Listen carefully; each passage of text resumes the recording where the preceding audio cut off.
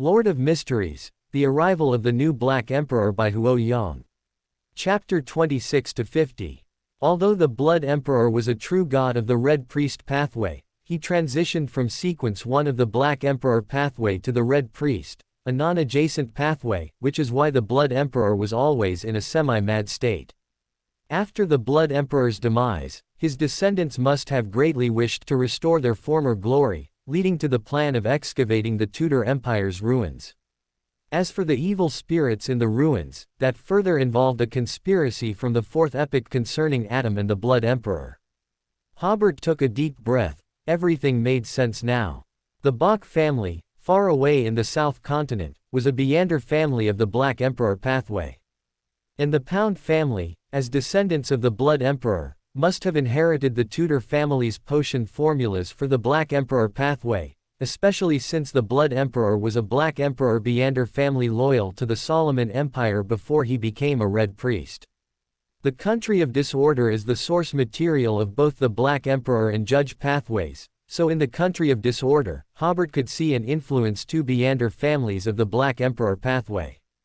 Mr. Emperor. Miss Justice Audrey was a little curious why the Emperor had suddenly paused. Hobert came back to his senses, thinking to himself, "Miss Justice, you might not believe it, but you just lost an opportunity to repay a debt." He said, "My apologies, I was thinking of something else. I haven't decided what reward I want yet. Once I've thought of it, I will ask you for it." Audrey nodded, "All right." Then she asked, "I still have a question. Why did the two royal families become Beander families of the Arbitrator pathway? Because they pledged allegiance to the Solomon Empire and the Terenzost Empire. This involves the issue of adjacent pathways," Hobert said. "It's too early for you to know this knowledge. I suggest you learn more Beander knowledge before delving into the issue of adjacent pathways." Audrey was a little disappointed. All right then. Klein and Alger were also somewhat disappointed, especially the great, the fool, Klein, who really wanted to say, "I already know a lot of Beander knowledge, I can understand the issue of adjacent pathways." However, reason prevented Klein from speaking. It would ruin the fool's image. The first transaction ended, and Hanged Man Alger initiated the second transaction. He said to Justice, "I hope you can help me investigate something. You can name your price based on the difficulty of the problem." Audrey asked with great interest and confusion, "What is it?" Alger, "I want to know if the Ruined Kingdom intends to retaliate against the Forsake Empire within this year or before June next year, starting a new war on the eastern coast of Byron." Hobert was startled. At the Mercenary Club yesterday, retaliating against the Forsake Empire was a common topic. He said, "Mr. Hanged Man, I can answer this question right now." Alger, Are you sure?"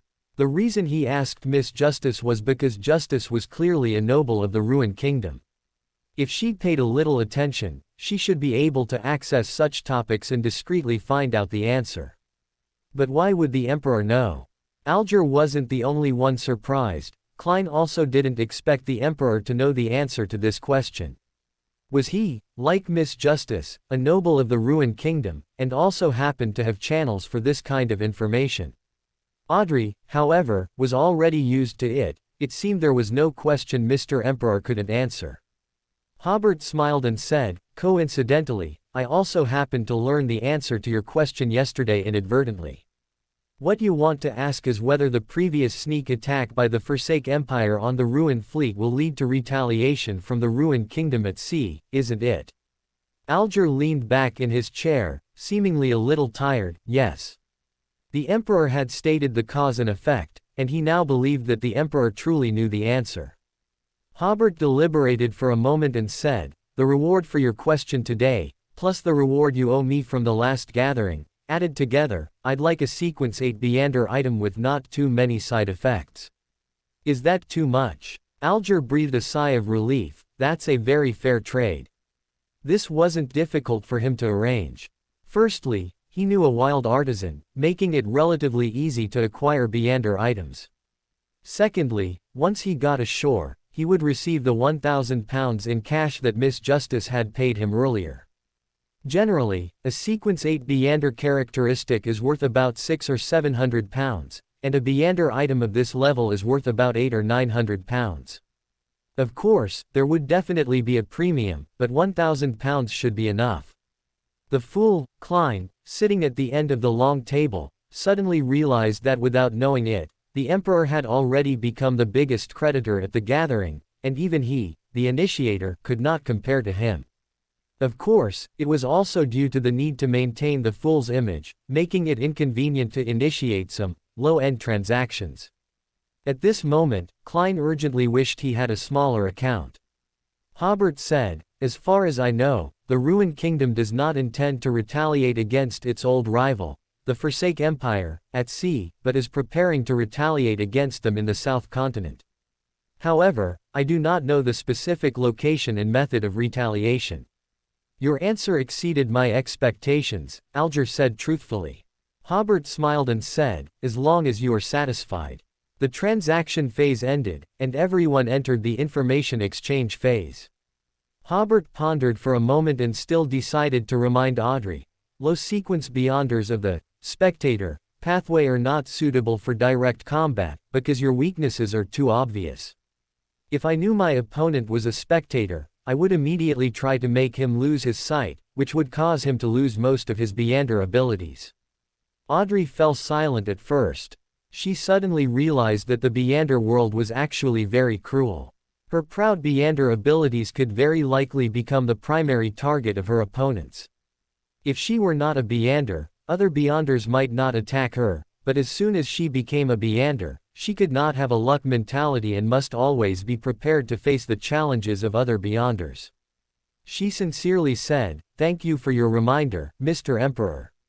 I will be a good spectator and try my best not to get into conflicts with other Beanders."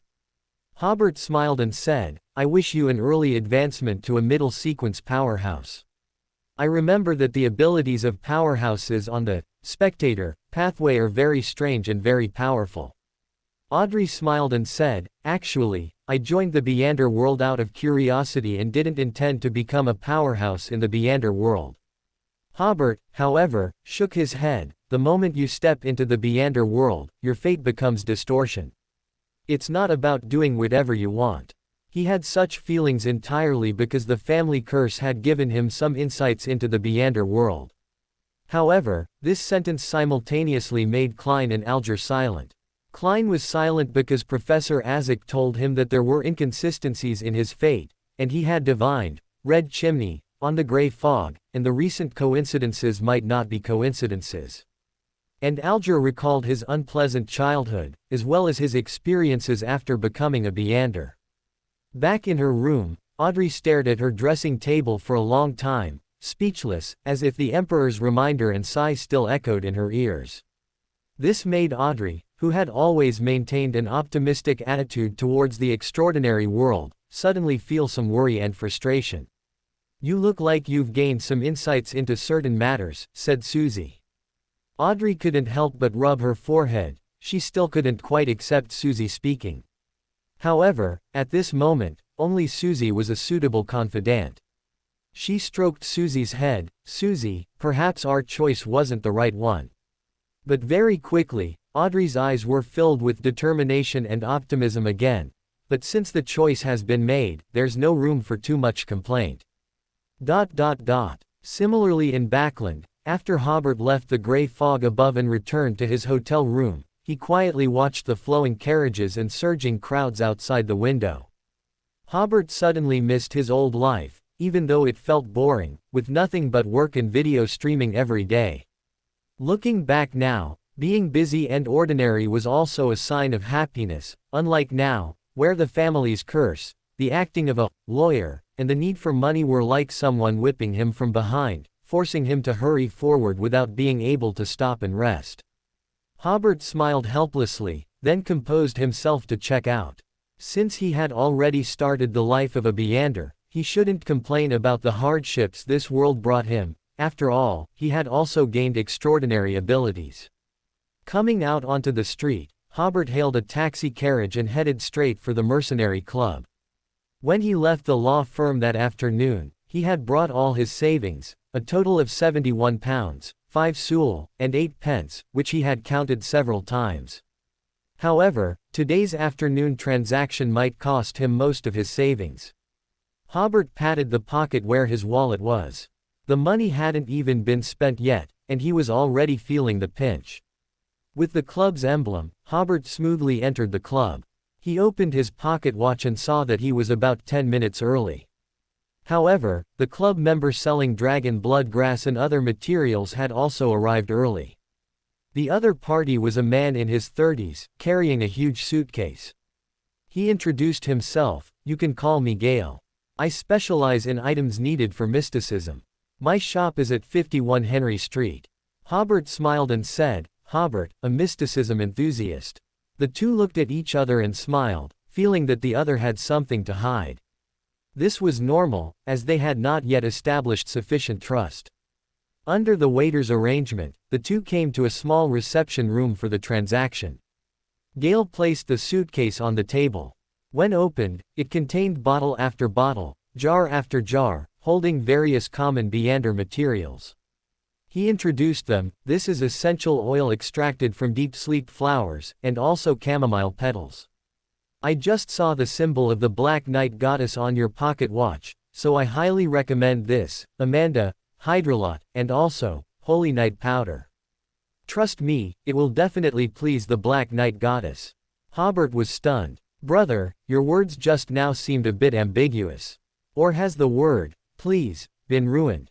Why does he always think of some indecent images when he hears this word?"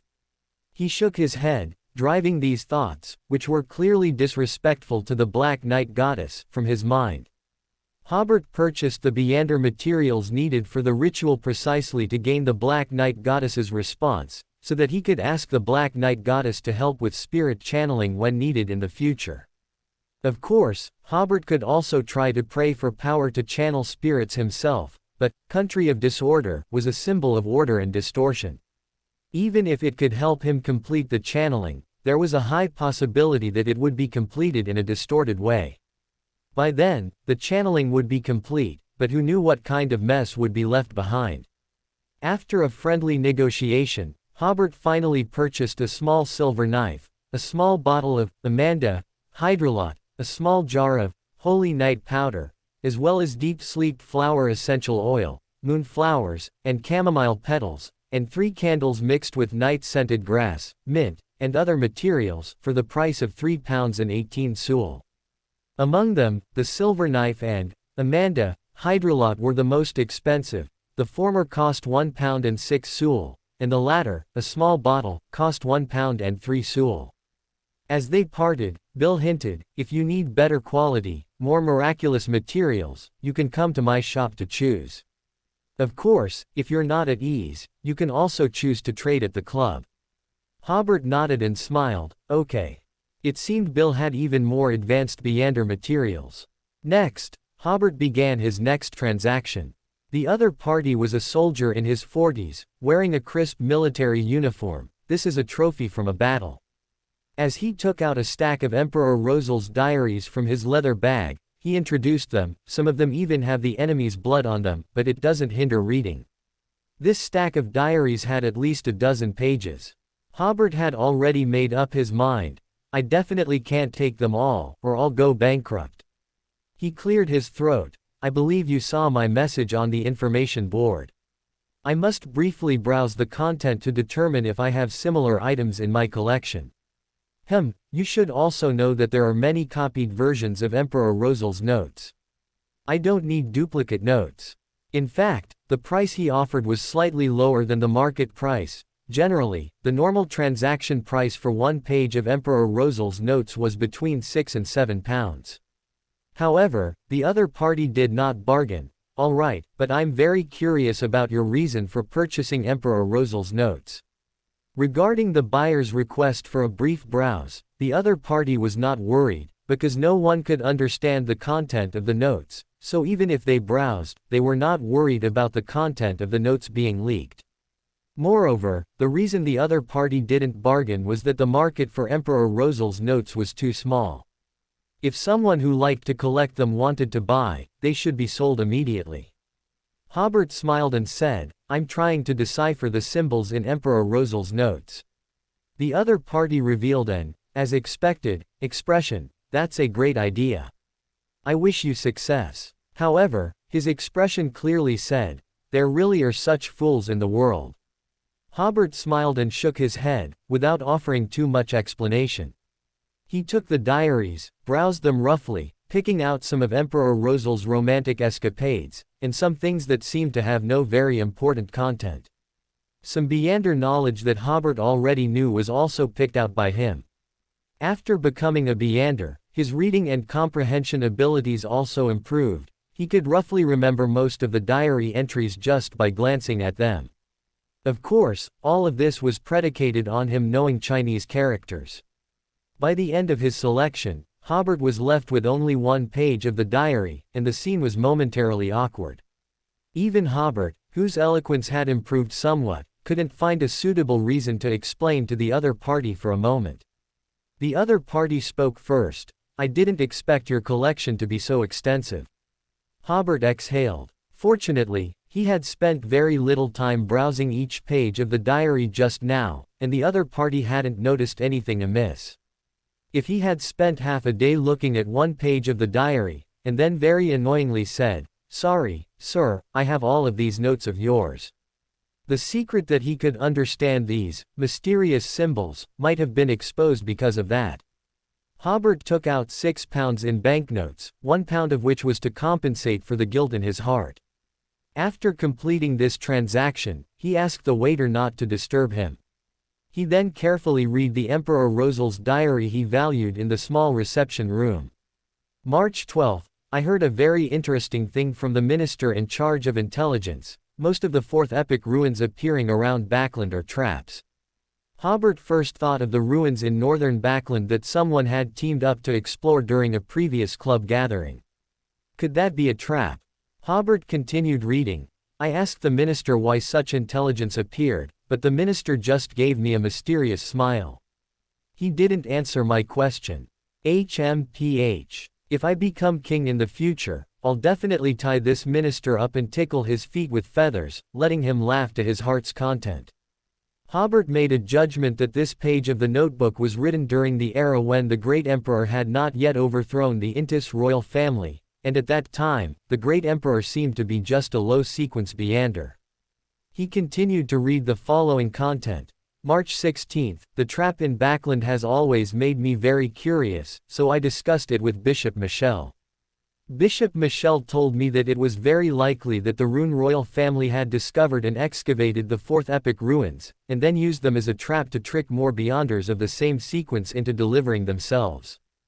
Bishop Michel was very certain, as if his guess was the true nature of the matter. I asked him why he was so certain. The bishop said that this was a secret hidden within the sequence, and I probably had a terrifying conjecture, but I don't know if it's correct. This page of the diary was clearly transcribed by someone later, with only these two short entries. When Emperor Roselle wrote these two diary entries, he obviously wasn't very clear that even without enmity, Beanders of the same sequence or adjacent sequences are natural enemies because they compete for extraordinary characteristics. Hobert first thought of K, who, in order to devour extraordinary characteristics of the same pathway, designed many so-called treasures for the thief pathway Beander families.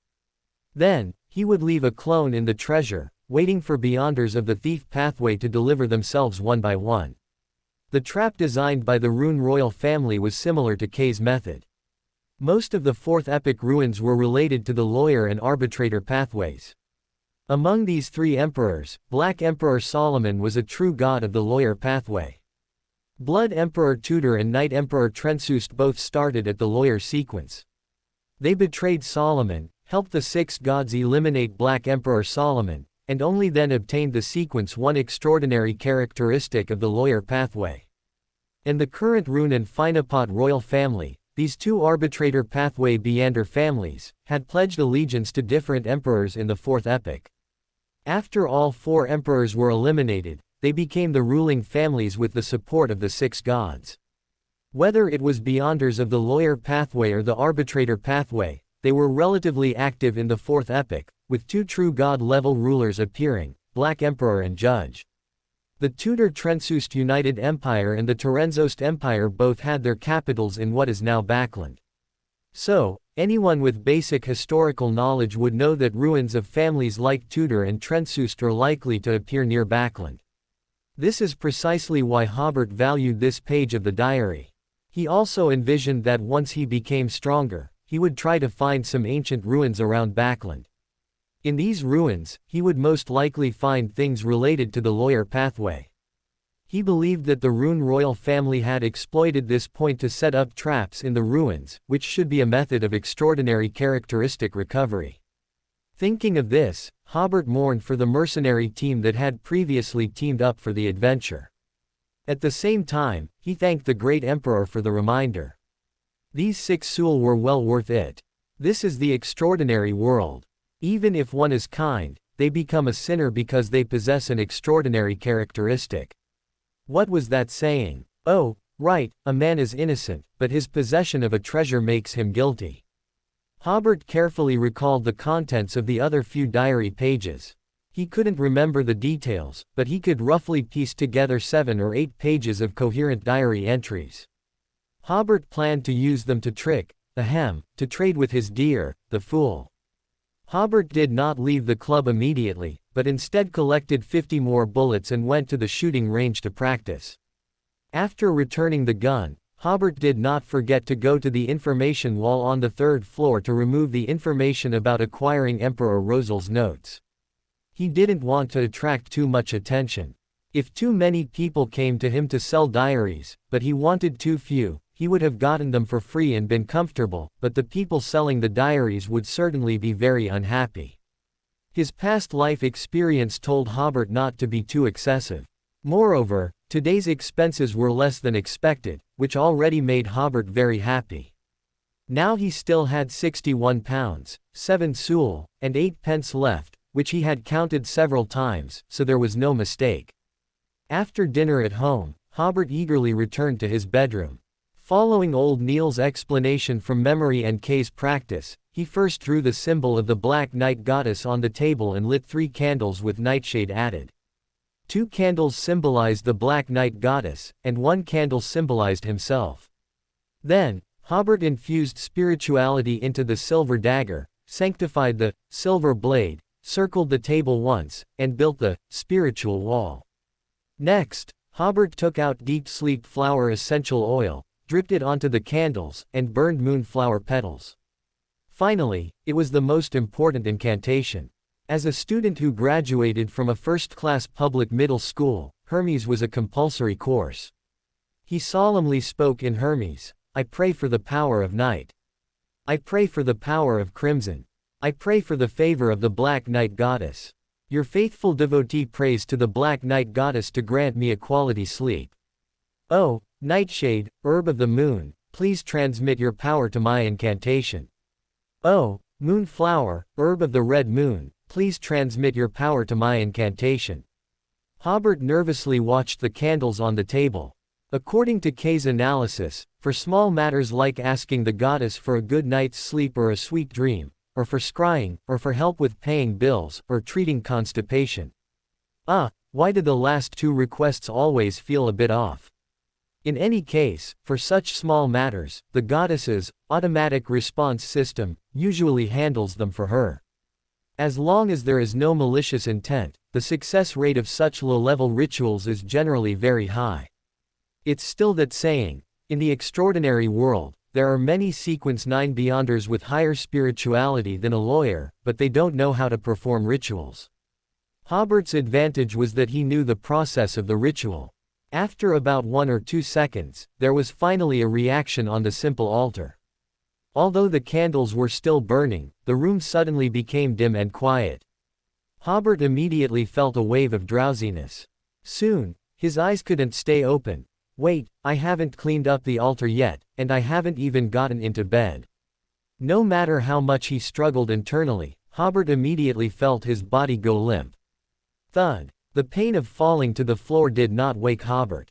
The moment he fell, he was already asleep on the ground. And he slept until dawn. If Donna hadn't knocked on the door to wake him up, he might have continued sleeping. Crawling on the floor all night, his whole body was sore and aching. The most crucial thing was that the 3 candles he had just bought yesterday were all burned out, and each one cost 3 soul. As soon as he thought about having spent 9 soul last night, Hobert's heart began to ache. He seriously suspected whether the Black Knight goddess held a grudge against him.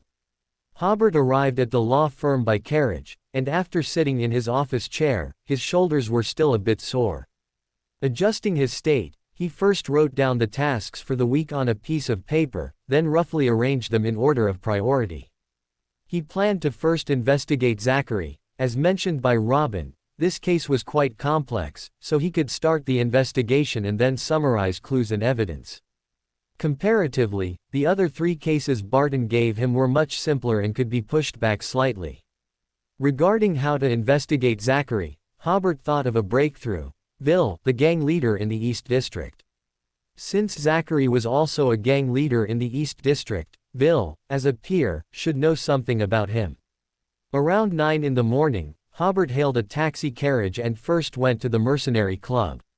Thanks to Barton Lawyer's reputation, Hobert's gun license was processed this morning, and he bought a revolver at the club. He believed the revolver would be useful during the investigation of Zachary. Around 10:30, Hobert arrived at the Blue Night Bar in the East District by carriage. It was still the same, even though it was morning. Boisterous laughter could be heard from far away. As soon as the door opened, a strong smell and a cacophony of noise assailed him. Hobert first saw a short figure walking towards him, and only when he got closer did he recognize that it was Miss Hugh wearing a man's hat. "Mr. Hobert, we meet again," Miss Hugh said with a smile. As soon as she spoke, the bar immediately fell silent. Hobert said, "Yes, Miss Hugh, it's good to see you, getting along peacefully with Vil," while observing what was going on with the surrounding drunkards. After about 1 or 2 seconds, a drunkard suddenly said, "Mr. Hobert, my arm was dislocated when I was young, and since then I haven't been able to do heavy work. Do you think it can still be saved?" Saying that, he exposed his bony arm, asking Hobert for a diagnosis. Hobert was stunned. Did he really look like a doctor? Another drunkard said, "Mr. Hobert, my leg was injured last year, and it hurts a lot every rainy season. Do you think?" Miss Hugh suddenly said loudly, "I've said it many times, he's not a doctor."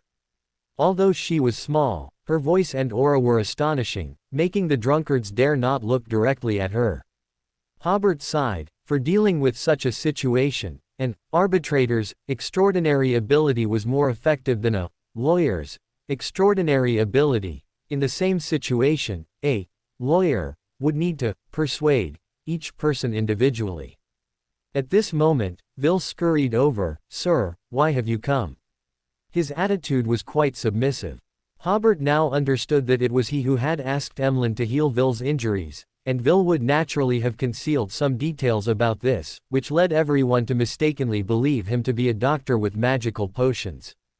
Having figured this out, Hobert smiled and said to everyone, "I'm sorry to disappoint you all, I am a lawyer. I can make the culprit who caused your injuries go bankrupt, but I cannot cure your illnesses."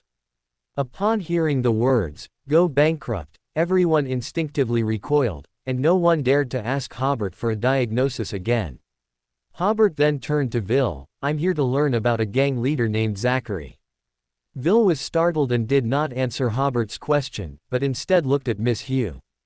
Miss Hugh, who had walked to the door, stopped and then walked back step by step. Hobert immediately understood. "Is Miss Hugh also here to ask you about Zachary?" Vil looked at Miss Hugh, then at Hobert, and then smiled. "Yes, sir. I've only met Zachary a few times. His territory is near the Dewan Bar, you can go there and ask." Hobert looked at Miss Hugh. "Is Miss Hugh planning to go to the Dewan Bar?" "That's right." Miss Hugh did not hide her purpose. "I think we can go together." The two walked out while talking. Vil breathed a sigh of relief. These 2 people he couldn't afford to offend had finally left. When Hobert reached the door, he suddenly turned back and said to Vil, "Do fewer things that extinguish your conscience. Next time, you might not be so lucky." Vil was startled at first. This was a warning and a reminder. He quickly said, yes. However, Hobert did not hear Vil's reply. When Vil spoke, there were only the creaking two doors and a receding figure.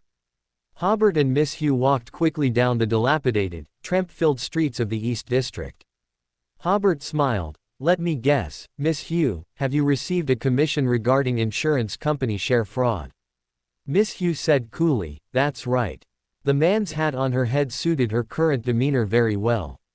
We have a common goal, Hobert said persuasively, using his extraordinary ability. Perhaps we can exchange clues, or engage in deeper cooperation. When Miss Hugh returned to the bar, she already had the idea of exchanging information with Hobert, but she wasn't very enthusiastic about cooperation. But she didn't know why. Regarding Hobert's invitation, she suddenly felt as if she was eager to agree. Okay, but on one condition. You say it. Can we not walk so fast?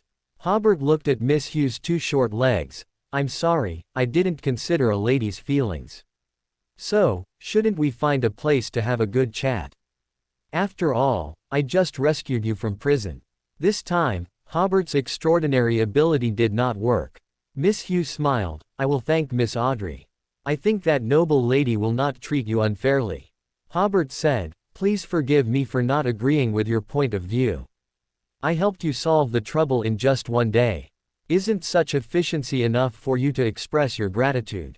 Miss Hugh pointed to a nearby cafe. I won't argue with you about this.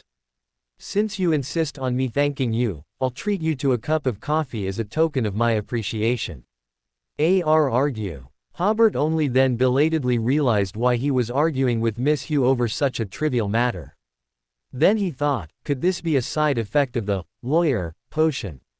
While Hobert was in a daze, Miss Hugh had already entered the cafe ahead of him, and he quickly followed. Each ordered a cheap coffee, and Miss Hugh began discussing the commission she had received, which was similar to Mr. Robin's situation, just as Hobert had guessed. Hobert concluded, Zachary's fraud targets are all from the middle class. He said, this class has savings but no influence. Even if their savings are completely swindled, as long as there are no obvious clues, the police won't put much effort into the investigation. If the same thing happened to a noble, with a little pressure, the police would have to work with utmost diligence on the case. I have a similar guess, Miss Hugh said, taking a sip of coffee, so this is definitely a premeditated and planned fraud. Hobert looked around. There were few customers in the cafe at this time, and the two waiters were chatting at the bar. He quietly asked Miss Hugh, have you heard of a Beander called a fraudster? Miss Hugh paused slightly. This was tantamount to revealing their identities as Beyonders. Then she thought that there was indeed nothing to hide, and Hobert must have heard from Audrey that she was a Beander. And Hobert, who knew a Beander doctor, must also be a Beander. Miss Hugh considered Hobert's question. I've heard that some Beyonders enjoy fraud. Hobert nodded. That's most likely a fraudster, a sequence 8 of the thief pathway. Fortunately, the fraudster isn't good at combat. If he hasn't deceived us, I think the two of us should be able to subdue him. Miss Hugh frowned. She hadn't expected this seemingly ordinary commission to involve a Beander. Are you saying Zachary is a fraudster? Possibly. The gang leader and the insurance company manager are both identities he created for himself, Hobert said. Or it's possible he isn't, and there's someone else behind him. He finished his cheap coffee. I wanted to remind Miss Hugh that our investigation might require us to be prepared for a confrontation with a Beander. This is also the main reason I sought your cooperation. Miss Hugh nodded. Thank you for the reminder. However, although we are partners, we won't be splitting the reward equally after completing the commission. Instead, you'll get your reward from your client, and I'll get mine from my client. Hobert smiled. Of course. He added, do you know Dewan Bar? Yes. Having a partner familiar with the East District is truly a pleasant thing. Miss Hugh showed neither joy nor annoyance at Hobert's praise. She silently paid for the coffee and took Hobert with her to Dewan Bar. Dewan Bar was also a typical East District bar. Opening the bar's door, Hobert felt like it was just a blue night bar with a different sign.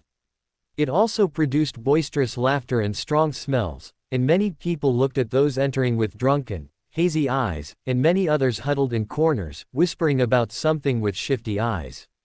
Miss Hugh clearly frequented such bars. She casually hopped onto a stool in front of the bar and ordered a simple meal. Hobert took out his pocket watch and realized it was lunchtime. The simple meals here included mashed potatoes, pies, and not-so-fresh salads, all cheaper than the cafe's food. He didn't rush to inquire about Zachary's whereabouts and also ordered a simple meal, devouring it hungrily. Hobert, who had once eaten instant noodles for a week straight, had a high tolerance for food. If Audrey's butler, Lisa, saw the food here, she probably wouldn't eat a single bite. Hobert, who finished first, struck up a conversation with the bartender. Let's talk about the latest news at Duan Bar. The bartender was about to reach out for a tip but suddenly felt that what this gentleman said made a lot of sense. It was just a chat, so there seemed to be no need for a tip. All right, sir. I heard that Vil, the boss of Blue Night Bar, is back. It seems the news of his paralysis was a rumor. Miss Hugh, who was nearby preparing to watch Hobert, this young master, make a fool of himself, was slightly stunned. Then she thought that this might be Hobert's extraordinary ability. She lamented how convenient this ability was, persuading the other party without them even realizing it. Meanwhile, Hobert, who was becoming more and more proficient with the lawyer Leander ability, was thinking, I've already paid for the meal, there's no need to give you a tip. After the bartender mentioned two trivial matters, he added, I heard that boss Zachary swindled a large sum of money. Some say he ran off to Dissy Bay to enjoy life, and of course, others say he fled to the raging sea. Hobert asked, when did he leave Duan Bar? About a month ago. Hobert nodded, it matched the time described by Robin. He then asked, do you know or have you heard of Heyman? The bartender shook his head, I haven't heard of him. Hobert thanked him, thank you for your answer. As he was about to discuss the next course of action with Miss Hugh, a middle-aged man with a kind face and a round, amiable smile walked over. Gentlemen, oh, I apologize, sir and madam, you seem very eager to know about boss Zachary's whereabouts. Hobert retorted, who are you? The man politely tipped his hat. Sir, my name is Darkholme, the new boss of Duan Bar. You know, some dirty and tiring work always needs someone to do it. He said, Zachary was a respectable boss, but unfortunately, he has already left Backland. However, boss Zachary's business is now handled by me. I can take you to the treasure room, and if you like anything, I'll definitely give you a discount. As he spoke, he kept winking at Hobert. Hobert was stunned. Are you treating us as people who came to buy stolen goods? And a treasure room. Why don't you call it a treasure pavilion? As for why Darkholme was winking, Hobert hadn't had time to figure it out. Darkholme was already winking and pulling Hobert outside. Don't worry, there's definitely something you want. Hobert decided to wait and see, following Darkholme out of the bar. Miss Hugh also hopped off her stool and followed closely. Arriving in a corner outside the bar, Darkholme looked as if he had narrowly escaped danger. Gentlemen, I just saved your lives. You don't know, the bar is full of Zachary's loyal subordinates. Inquiring about Zachary's whereabouts there is simply asking for death. Hobert felt like he had encountered a con artist.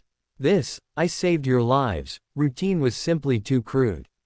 So, neither Hobert nor Miss Hugh thanked him, as if they were watching Darkholme continue his performance. Darkholme, not receiving any feedback from his audience, showed no embarrassment.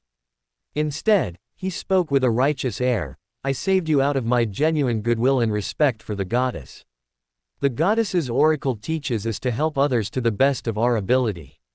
He sighed, alas, you don't know my difficulties.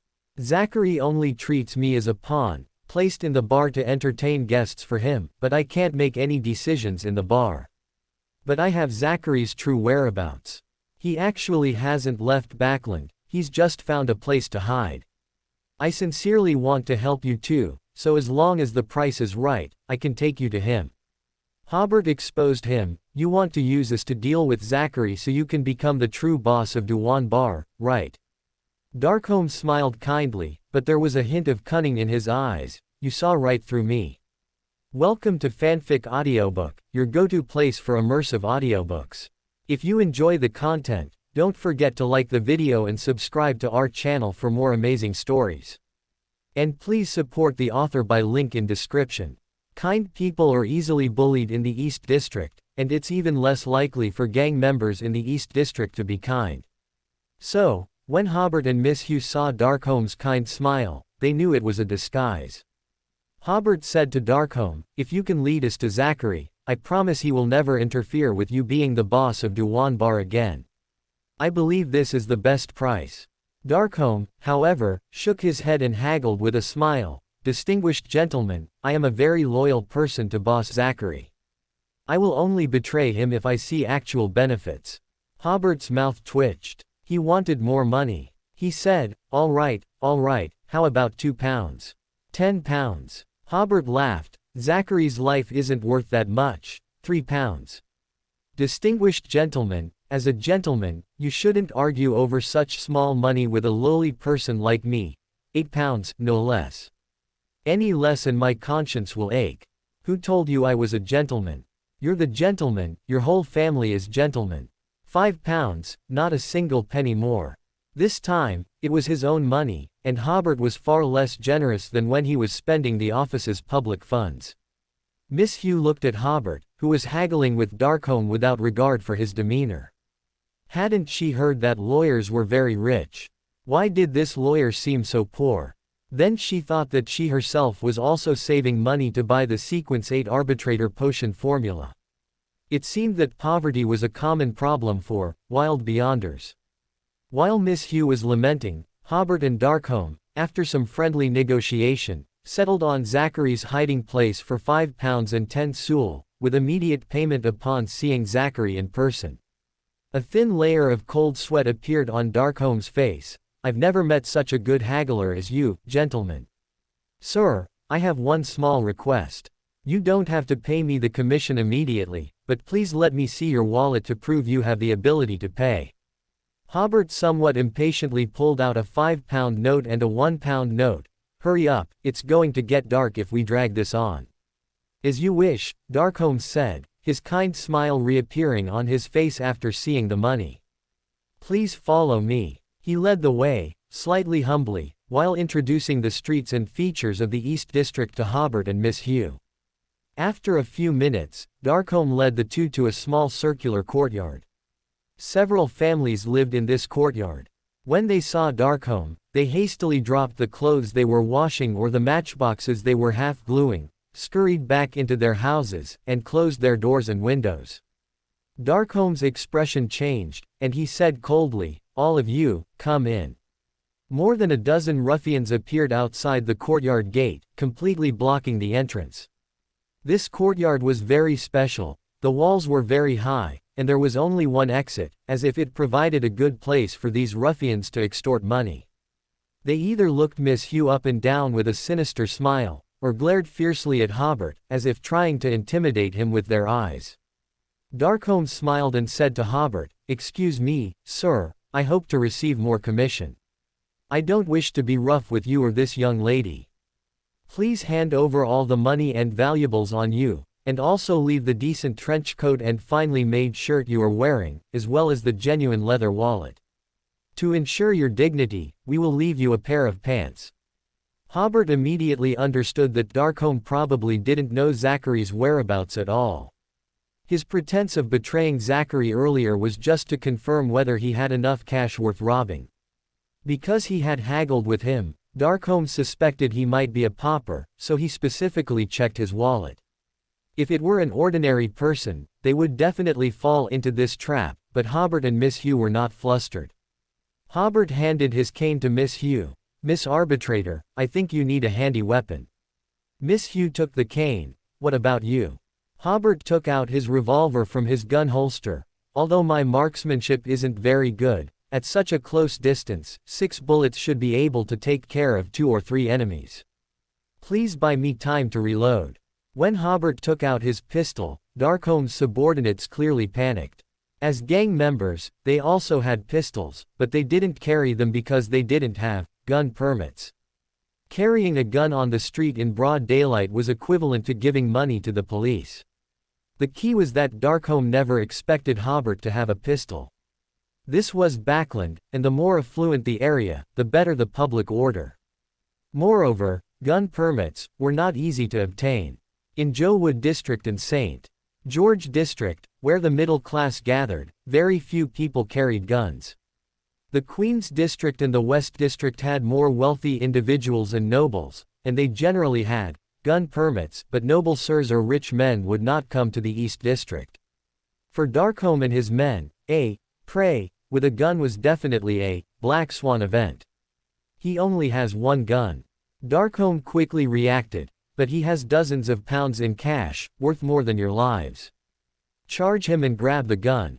Bang! Hobert fired a shot. The bullet flew past the ruffian's hair and embedded itself in the wall. This shot is just a warning.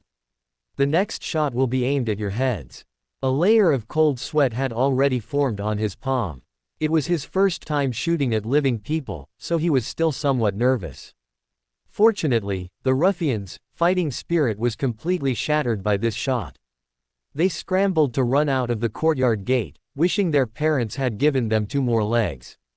Darkholme also ran out, but Miss Hugh had already quickly stepped forward with her cane, aimed at Darkholme's back, and knocked him to the ground.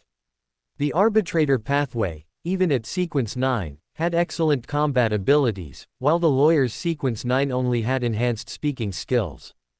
Hobert also quickly stepped forward and pointed his pistol at Darkholme.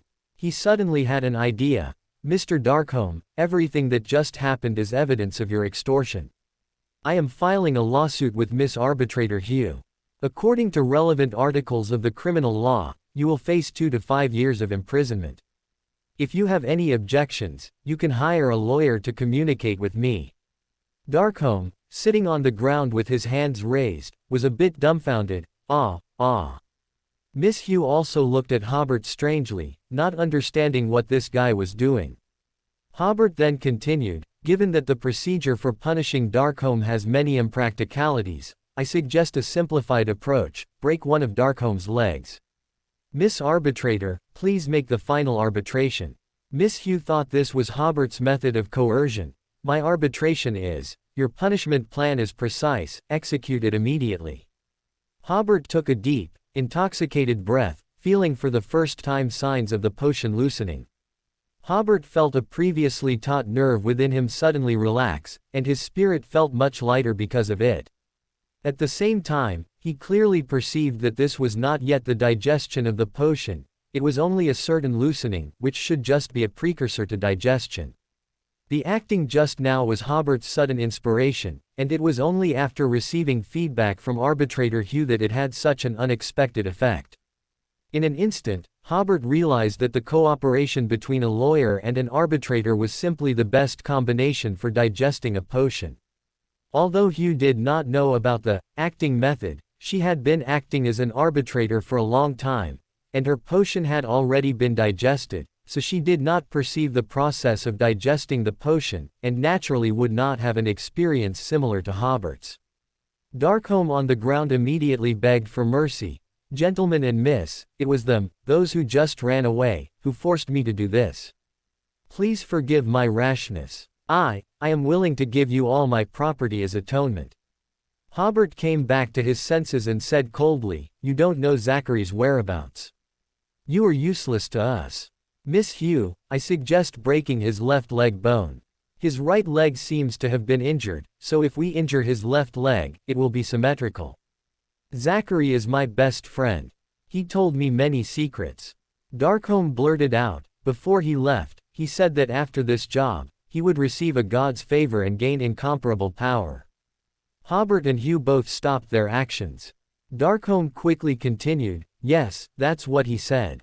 He said his body would undergo a qualitative change, and the next time we met, he would be a strong person I couldn't hope to reach. Hobert and Hugh exchanged glances. This sounded like a description of becoming a Beander. Could it be that after completing that fraud, Zachary had the opportunity to become a Beander? This indicates that there is an organization behind him. Is Haman a member of that organization? And Zachary's superior? Hobert stared into Darkholm's eyes. You know Haman, don't you? No, I don't know him. I don't know him. Although Hobert's extraordinary ability did not achieve the desired effect and failed to make Darkholm reveal information about Haman, he felt Darkholm's inner struggle and judged that Darkholm was lying. Hobert did not expose him on the spot. I'm sorry, the information you provided did not satisfy us. Today, you must pay the price for everything you just did. Miss Hugh said enthusiastically, when it comes to breaking someone's leg, I don't think anyone is better at it than I am. Hobert was stunned. He still remembered that when arbitrating Vil, he also had to break his leg. He didn't quite understand why Hugh was so keen on breaking other people's legs. Was it because she couldn't stand other people's legs being longer than hers? Darkholm was still begging for mercy and shouting some information he thought was valuable, but none of it interested Hobert and Hugh. Hugh broke Darkholm's left shin with a single staff strike, causing Darkholm to roll on the ground in pain. Many residents in the courtyard quietly opened small gaps in their windows or doors, wanting to catch a glimpse of these heroes who could break the leg of the local bully, Darkholm. It was hard to imagine that such a small woman could have so much strength, while the tall gentleman seemed to be just watching the show from the side. Darkholm's screams surprised the residents, but also made them feel very relieved, as if a weight had been lifted from their chests. After the scoundrel received his deserved punishment, Hobert and Hugh quickly left the courtyard. Hugh said with some disappointment, the clue is broken. Hobert, however, smiled and said, not yet. He looked around and saw that no one was paying attention to them. I believe that if we just keep a close eye on Darkholm, we will definitely gain something. Hugh was slightly startled, but at this moment, with the clue broken, she was willing to believe Hobert's words. She looked around and then pointed to a building not far away. We can go to the rooftop to monitor. Good idea. After they reached the top floor, Hobert witnessed how agile an arbitrator was. Hugh jumped from the top floor and, with a push of her arms, reached the rooftop. Hobert, however, embarrassingly needed the help of the small Hugh to climb onto the rooftop. From the rooftop, they could see Darkholm in the courtyard from afar. He had long since stopped screaming. And at some point, he had already stood up on his own, hopping outside the courtyard and loudly scolding his subordinates. It seemed Darkholm was not as weak as he appeared. After reprimanding his subordinates, Darkholm took the paper and pen handed to him by a subordinate, quickly wrote a few sentences, and put them into an envelope. Then he picked out a young boy from among his subordinates, seemed to give him some instructions, and the boy nodded repeatedly and left with the letter. Hobert clumsily climbed down from the top floor, saying, that letter should be the key. Hugh also roughly understood. She guessed that Hobert had discovered something earlier and then pretended to leave, allowing Darkholm to expose the mastermind behind him. Fortunately, the young boy was not walking fast, and Hobert and Hugh caught up with him in a few minutes. The two patiently followed from a distance, and after about half an hour, the boy finally dropped the letter into an abandoned mailbox. By this time, they had left the East District and arrived at the factory-filled suburbs. Here, the air had a pungent, unusual smell, as if someone was baking sulfur. The factory where the mailbox was located had been abandoned for some unknown reason, leaving only a few toppled mailboxes in front of its gate. After the boy left, Hobert and Hugh found a hidden spot to watch the mailbox. Now, by just watching this letter, they could find the person behind Darkholm. Hobert guessed in his heart that that person was very likely Haman. Even just knowing Haman's address would be a very important clue. Time passed slowly as they waited, until the sun began to set. Then, a person wearing a dark trench coat and a hat cautiously observed the surroundings before going to the mailbox to retrieve the letter. The person's trench coat collar was standing up, and the brim of his hat was low, making his face completely invisible. After getting the letter, he left unhurriedly. Hobert and Hugh quickly followed. The other party was very likely a Beander, so the two still dared not follow too closely. After following for 2 blocks, the other party, with unhurried steps, entered a small alley that only allowed 2 or 3 people to walk side by side. When Hobert and Hugh arrived at the intersection of the alley, they found that the other party had already started running. Damn it! They were discovered. The other party chose a very good time to escape. Perhaps he started running as soon as he turned into the narrow street.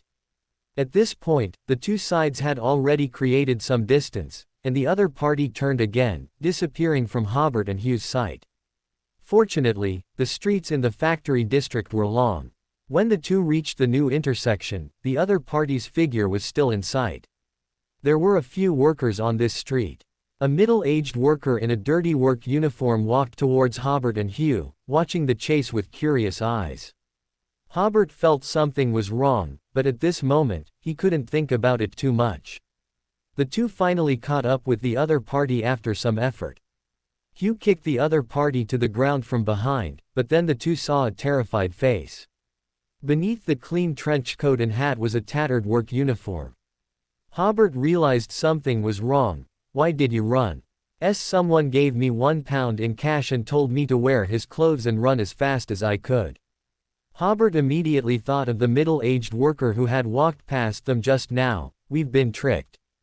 Hobert suddenly realized that the middle-aged worker's body and face were dirty, but his hair was not, and there were obvious marks on his hair from a hat pressing down on it. He slapped his thigh in frustration, wondering why he hadn't thought of these details sooner. This was the ability of a fraudster.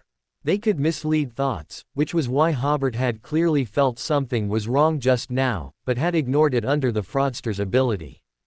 Hobert then felt a bit annoyed. The next time he encountered a fraudster, he must be bold and meticulous, as they could easily slip away right before his eyes. Heyman was also a bit disheartened. What should we do now? Hobert said to the worker lying on the ground. The hat is yours, the trench coat is mine. Yes, yes, yes. The other party quickly took off the trench coat and handed it to Hobert, then got up and limped away, clearly kicked hard by Heyman's foot. Hobert searched the trench coat and found 2 letters, a pocket watch, and a pipe inside. The pipe should be something the other party used frequently. If one knew, divination wand seeking, they could use it to find the other party, but divination wand seeking was a diviner's specialized extraordinary ability, and neither Hobert nor Heyman's extraordinary abilities were good at divination. Looking at the 2 letters, as expected, one was from Darkholme to respected Mr. Heyman. The person who had just escaped right under their noses was Heyman. Darkholme reported that someone was inquiring about Zachary's whereabouts, even knowing Mr. Heyman's name, and described Hobert and Heyman's general appearances in the letter.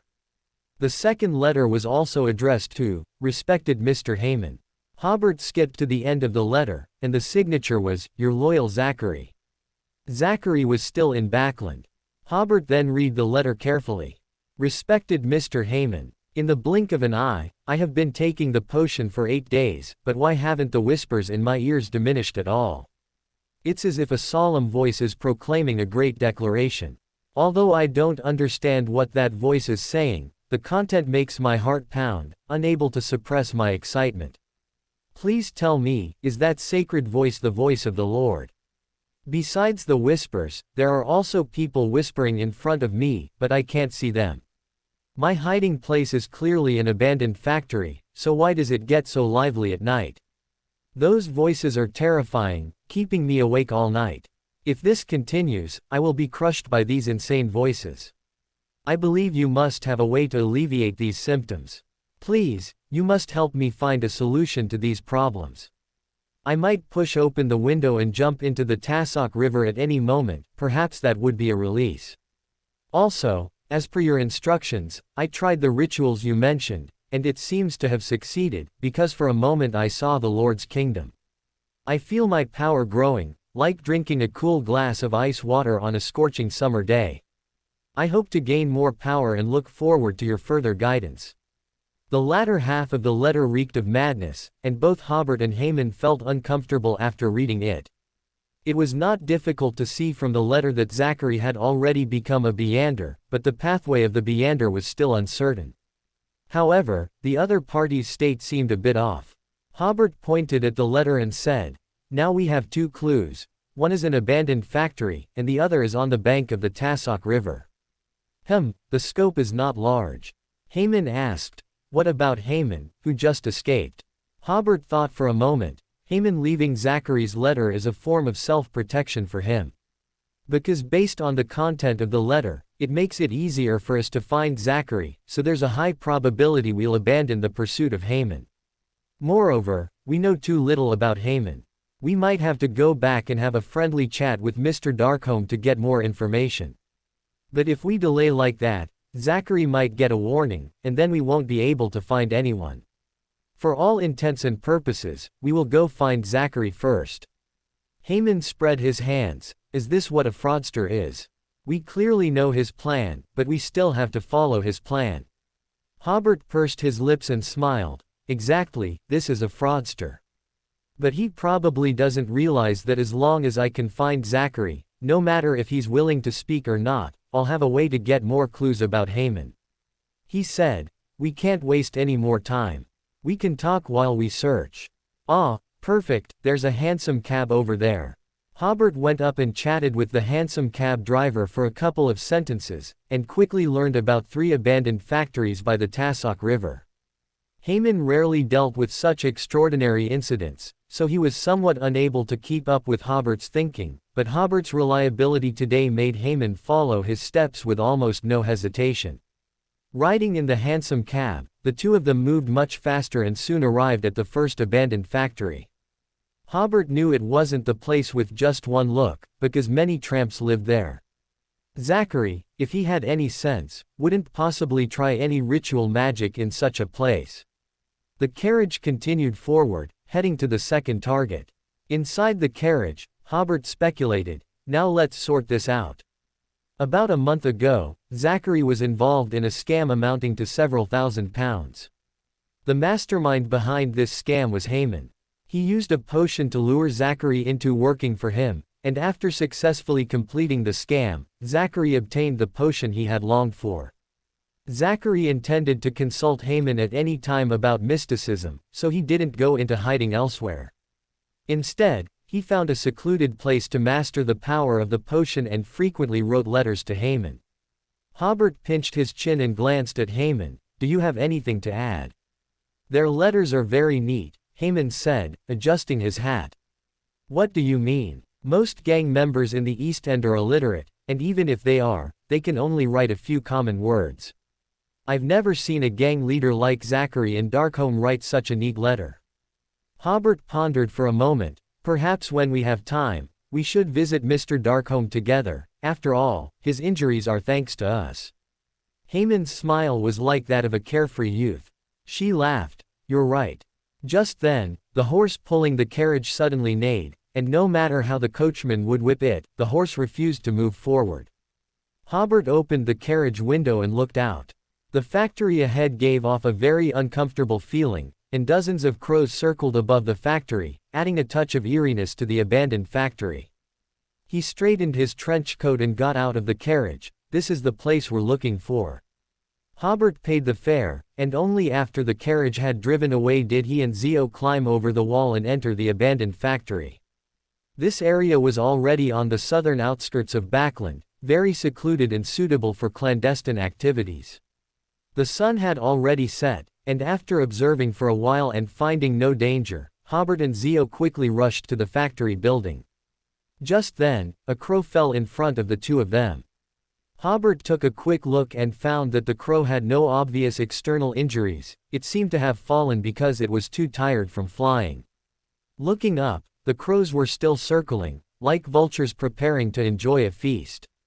Both of them simultaneously had a bad premonition.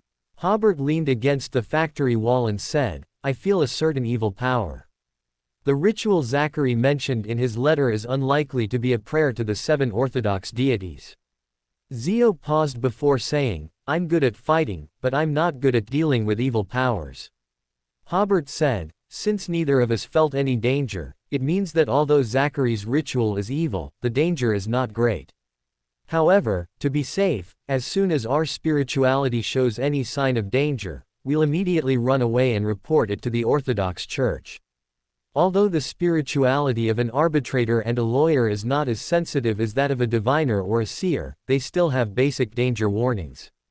Furthermore, reporting is a common skill of the Tarot Club. Hobert had no psychological pressure in this regard.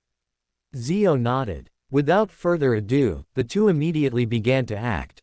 The factory building was very spacious, with only some dust-covered sundries piled up against the walls.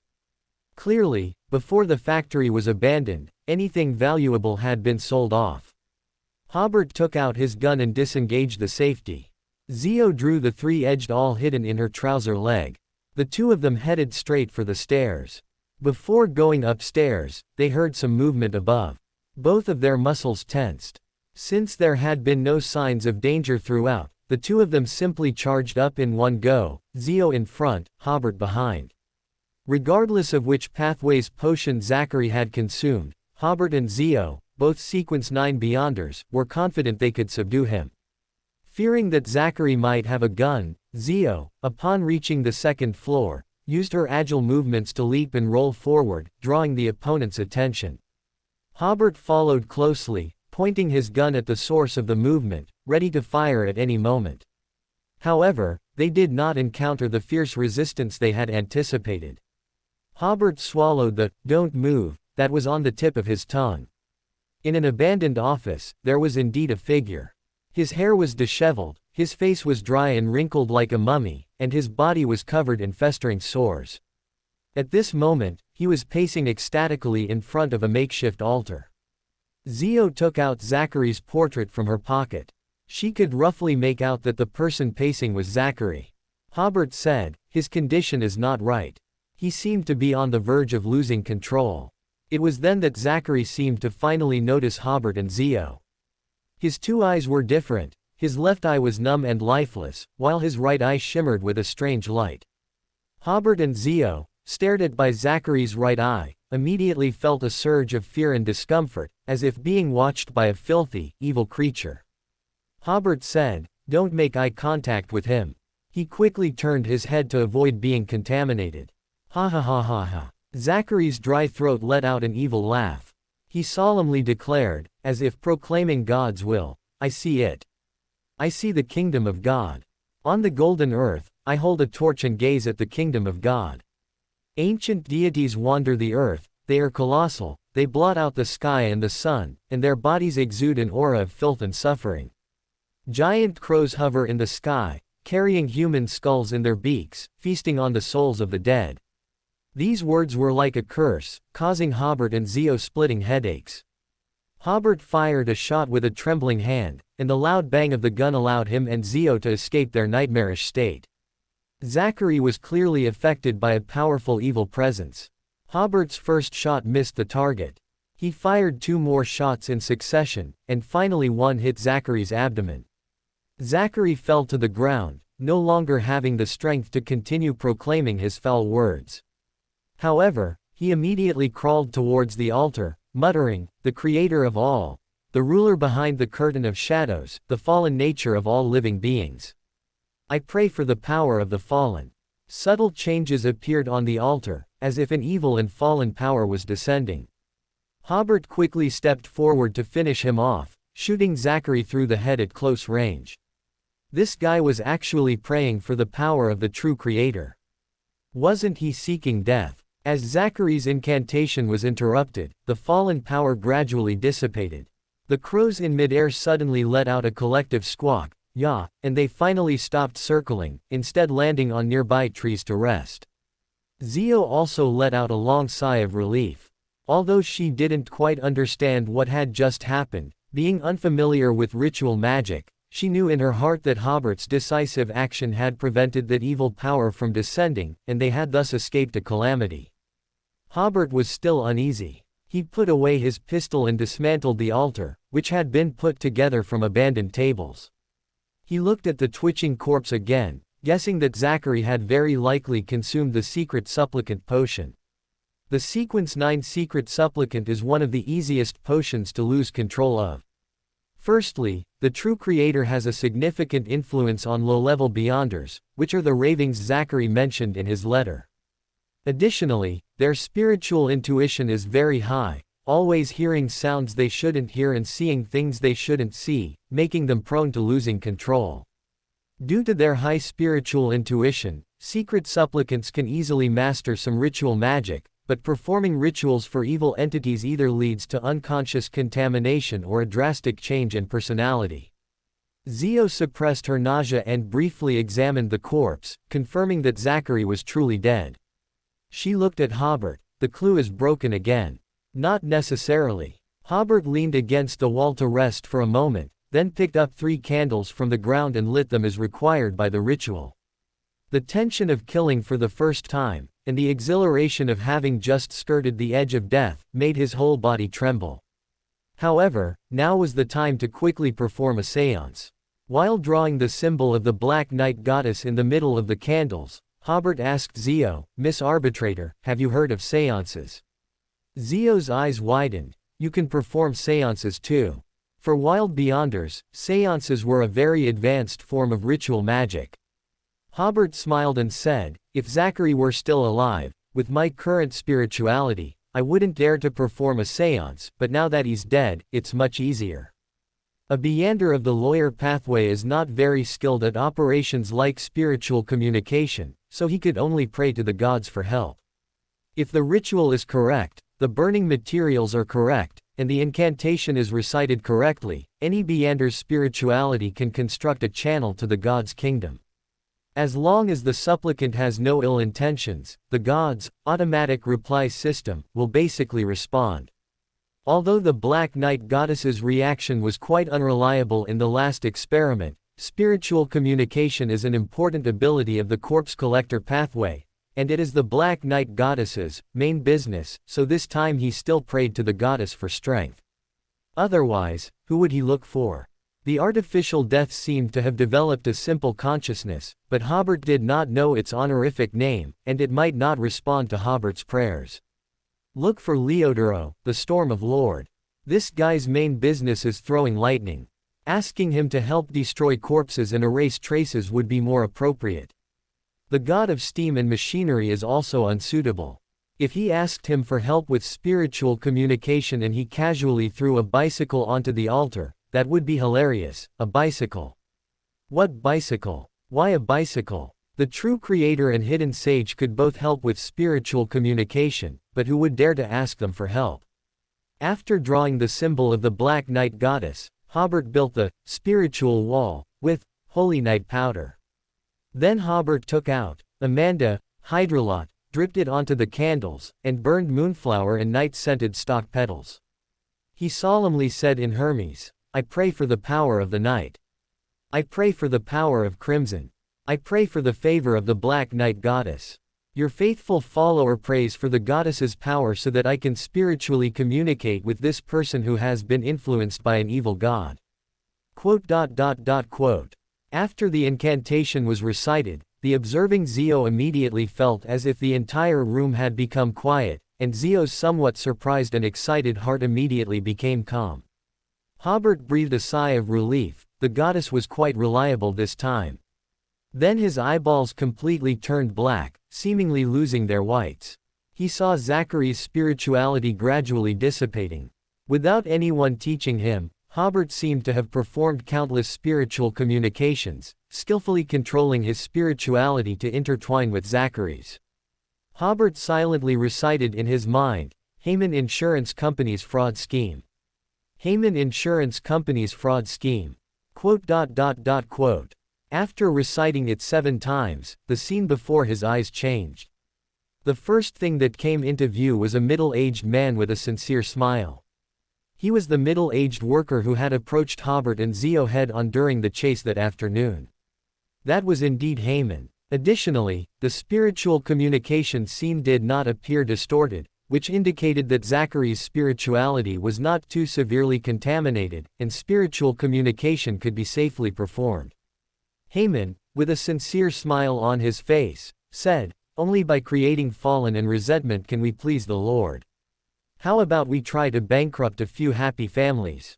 The Lord must love the taste of people gradually being forced into fallen from a beautiful life." Look at our land of hope. Some people are madly sucking up profits, while others struggle with all their might to protect their property. I think you wouldn't want to be the part of people who are manipulated by others at will. Quote. We target those middle-class families. They have savings and dream of living a rich life, so they are easily deceived. How about setting the defrauded amount at around £6,000? Any higher would attract the attention of official beyonders and cause us a lot of trouble. Quote. First, you need to become a respectable insurance company manager. This is not difficult, you just need to hold your head high, be arrogant, and habitually respond to others with the most shameless lies and the most nauseating flattery. Then you've succeeded halfway. Then the scene changed. Zachary, dressed and behaving impeccably, was meeting with different clients, including Hobert's client, Mr. Robin. After these scenes ended, Hobert's vision once again turned into a gray mist where he couldn't see his hand in front of him. It was similar to his previous guess. Haman planned, Zachary executed. Hobert silently recited in his mind again, where the defrauded money went. Where the defrauded money went.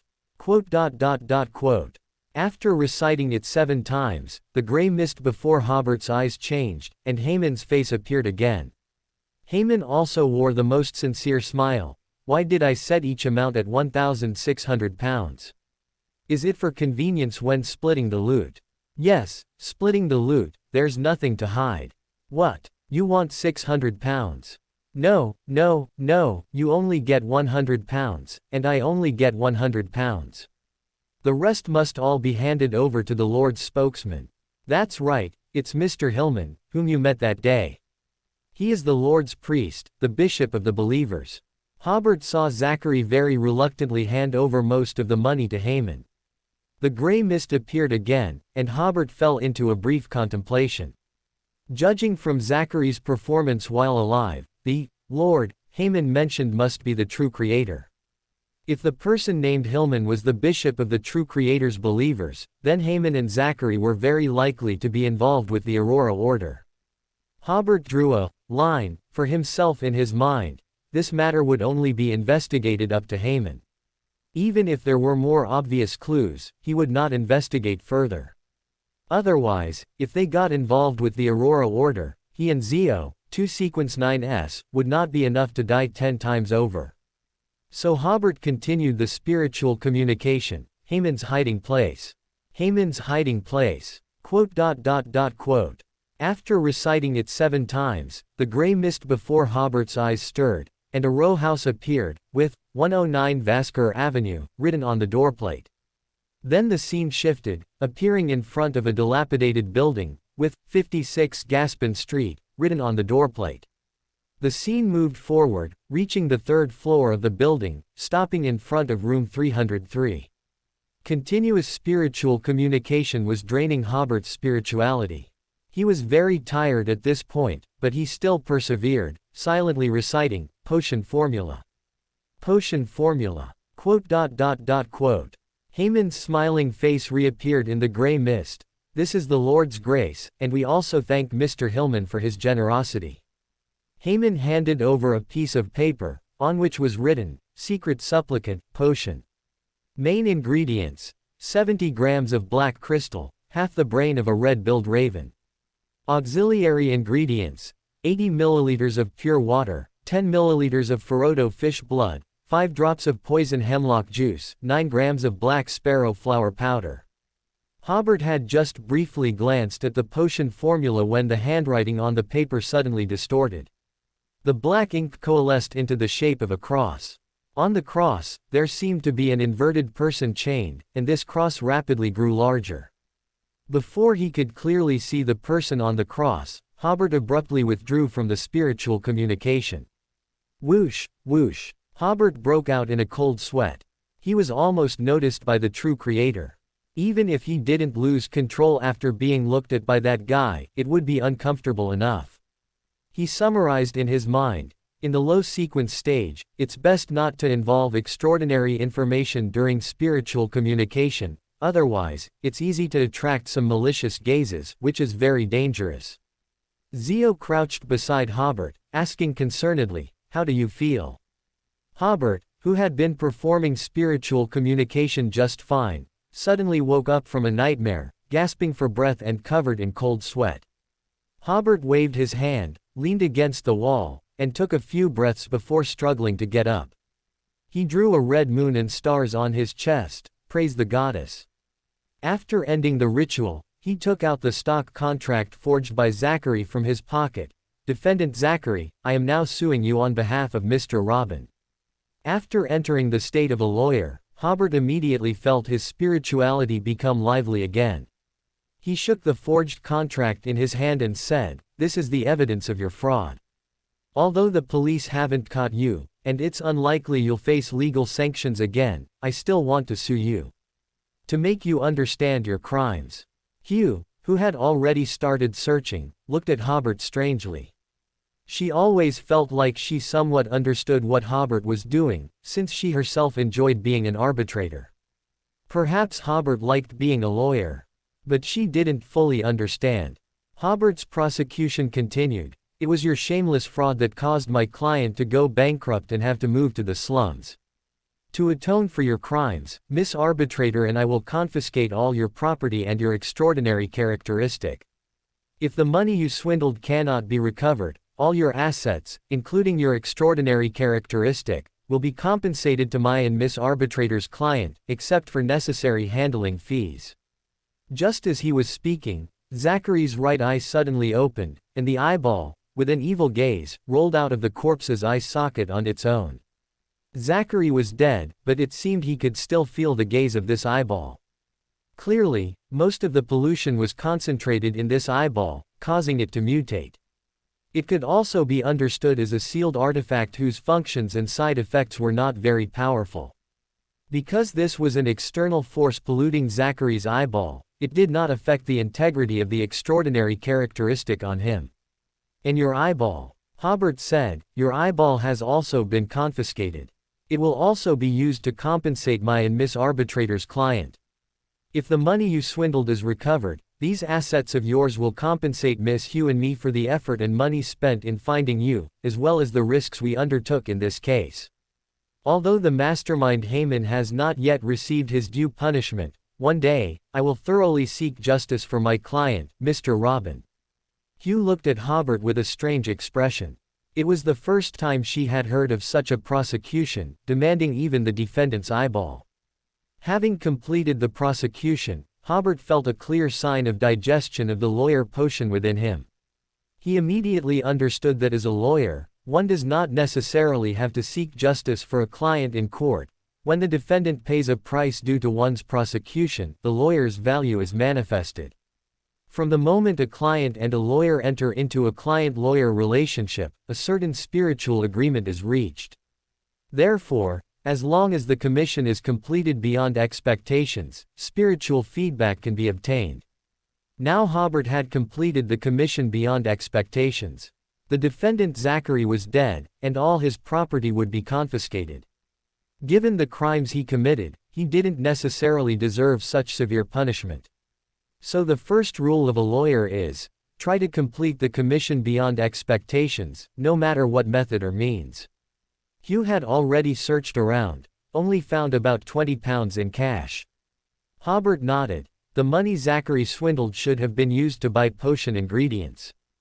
Generally speaking, the precipitation speed of a sequence 9 extraordinary characteristic would be very slow, but whether it was due to Hobert's prosecution and psychometry, the precipitation of Zachary's extraordinary characteristic was faster than expected. The secret supplicant's extraordinary characteristic was like a black paste. Approaching it, or looking at it, felt as if one could hear many people whispering in their ears. For the needs of the ritual, Zachary had bought some occult herbs. Hobert emptied the herbs from the 2 iron boxes, one for the extraordinary substance and one for Zachary's mutated eyeball. Hobert discussed a few words with Hugh, then set fire here, completely destroying the body and evidence. Leaving the abandoned factory, Hugh sighed. This is definitely the most exciting thing I've done since I became an arbitrator. After this act of murder and arson, their trust in each other increased significantly. To avoid attracting the coachman's attention, they walked a long distance before hiring a hansom cab. Both of them were very tired, but they couldn't rest yet. After Hobert told the coachman to go to 109 Vasque Avenue, he quietly whispered everything he had seen about Haman during the psychometry to Hugh in the carriage. However, Hobert did not mention the potion formula. He had no intention of selling this formula, he just wanted to be aware. For example, if he heard someone buying the ingredients for the formula, he would know that person was a secret supplicant and very likely someone associated with the Aurora Order. Since he didn't plan to exchange the formula for monetary compensation, Hobert didn't share it with Hugh. When Hugh heard that this case would be linked to the Aurora Order, she said with some concern, "I heard those people are extremists." Hugh whispered, "We killed their person, will they retaliate against us?" Hobert smiled. "Miss Hugh, this is Backland. The three major churches all have high sequence beyonders stationed here. Believe me, the Aurora Order is more afraid of exposure than we are. Moreover, Zachary was clearly a peripheral member of theirs. If I'm not mistaken, the ritual Haman told him about was inherently problematic. Although Zachary was hateful, he was a complete tragic figure, always being manipulated by Haman. As long as we don't investigate the secrets of the Aurora Order, they won't risk exposure to retaliate against us for such a small figure." Hugh breathed a sigh of relief. Hobert's words were well reasoned, and she also believed that was the case. Hobert then said, "It took us 2 or 3 hours to find and deal with Zachary, it's unlikely we'll catch Haman. However, Haman's hiding process must have been rushed. I hope he left enough valuables in those 2 residences to compensate our client's losses." Then he took out the 2 iron boxes. "I know a very reliable Beander gathering. I can sell them, and we'll split the money. Before that, I'll estimate their value. A sequence 9 extraordinary characteristic is generally worth £300, but few people are willing to take the secret supplicant potion, so the extraordinary characteristic might only sell for £270 to £280.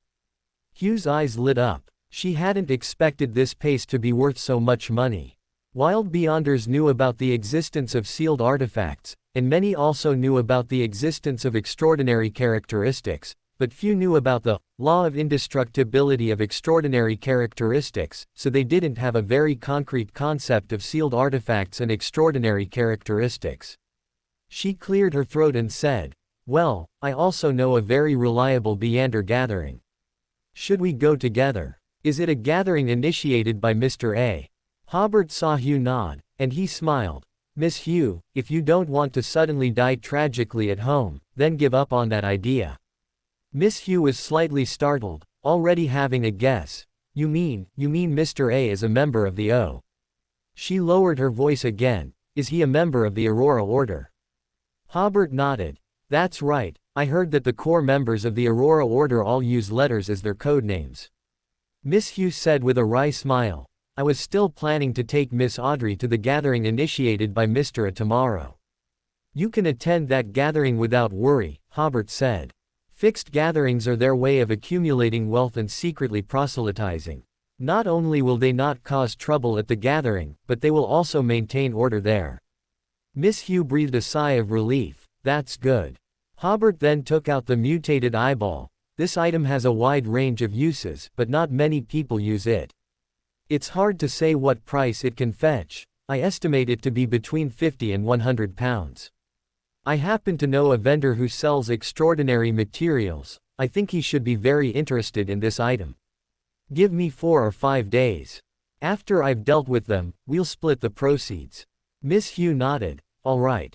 As she spoke, she took out the £23 and 6 sous in cash she had just found, dividing it into 2 equal portions, one for Hobert and one for her. By the time they arrived at 109 Vasque Avenue, it was already completely dark. A red moon hung in the sky, seemingly watching Hobert and Miss Hugh's actions. The two waited until the carriage had gone far and no one around was paying attention. Then they simply broke in. One held a gun and the other held a 3-edged bayonet, and they quickly searched the house. The house had 2 floors. The first floor had a living room and a kitchen, and the second floor had 2 bedrooms and a study. Of course, Haman was not found there. Since Zachary knew about this place, for safety's sake, it was impossible for Haman to be hiding there. The two found a safe in the study on the second floor. Hobert simply went to the basement to find tools and pried open the safe. Unexpectedly, there was a considerable amount of cash, jewelry, gold, and other valuables inside the safe. Hobert quickly estimated the value. These valuables combined should be enough to compensate our client for their losses. Given Haman's fraud, I suggest we enforce this without notifying Haman, divide these assets equally, and each of us compensate our client. We can ask Miss Arbitrator to arbitrate. My arbitration is, execute your suggestion. Miss Hugh couldn't tell if Hobert was joking or genuinely asking for her opinion. She felt like an old, dottery judge, only capable of agreeing with a lawyer's suggestions, without her own judgment. During the subsequent division of spoils, Miss Hugh became a bit frantic. She could count money, but identifying the value of the jewelry was driving her crazy. Fortunately, Hobert had no intention of cheating her and divided everything very fairly. Finding so many valuables here was already an overfulfillment of their task. Both of them were very tired at this point and agreed to go to the second address obtained from Zachary tomorrow. However, there probably wouldn't be much to gain there, Hobert analyzed. This is the South Bridge district, where public security is relatively good, which is why Haman would hide some valuables here. Gaspin Street is in the East District. If Haman has any sense, he wouldn't store anything valuable in a den of thieves. Miss Hugh also agreed. It just so happens that tomorrow we can also go and visit Darkholme. The two had each found a small box to hold their divided valuables. Hobert said, Miss Hugh, we are now on the same boat. I must know your mailing address. Miss Hugh barely hesitated this time and gave her mailing address to Hobert, as they already had enough trust in each other. The two each found a hired carriage and left Vasker Avenue in different directions. Hobert was utterly exhausted when he returned home, and his stomach had long since growled with hunger. Dinner had already ended, but fortunately, his adoptive mother, Monliza, had left him a portion in the kitchen. After wolfing it down, Hobert carried the small box back to his room and immediately fell asleep. Miss Hugh returned to the rented room she shared with Furs. I'm so hungry right now I could eat a whole cow. Furs was sitting in an armchair reading a magazine. Miss Hugh remembered that Furs was sitting in an armchair reading a magazine when she left in the morning, and her sitting posture was almost the same now. However, seeing dinner set on the table indicated that the pangs of hunger had prevented the lazy Furs from lounging in the armchair all day. At least she had visited the kitchen and washroom. Furs put down her magazine and looked at Miss Hugh, who was wolfing down bread. Why are you back so late today? It was already 10 o'clock at night. If it were an ordinary girl, Furs would have been worried long ago. But even for the agile Miss Hugh, Furs was still a little worried about her coming back so late. Perhaps some blind scoundrel would get a beating from Miss Hugh. Miss Hugh, while eating large mouthfuls, mumbled indistinctly, I'll show you something good in a bit. A few minutes later, she finally finished the bread in her hand and drank all the soup on the table.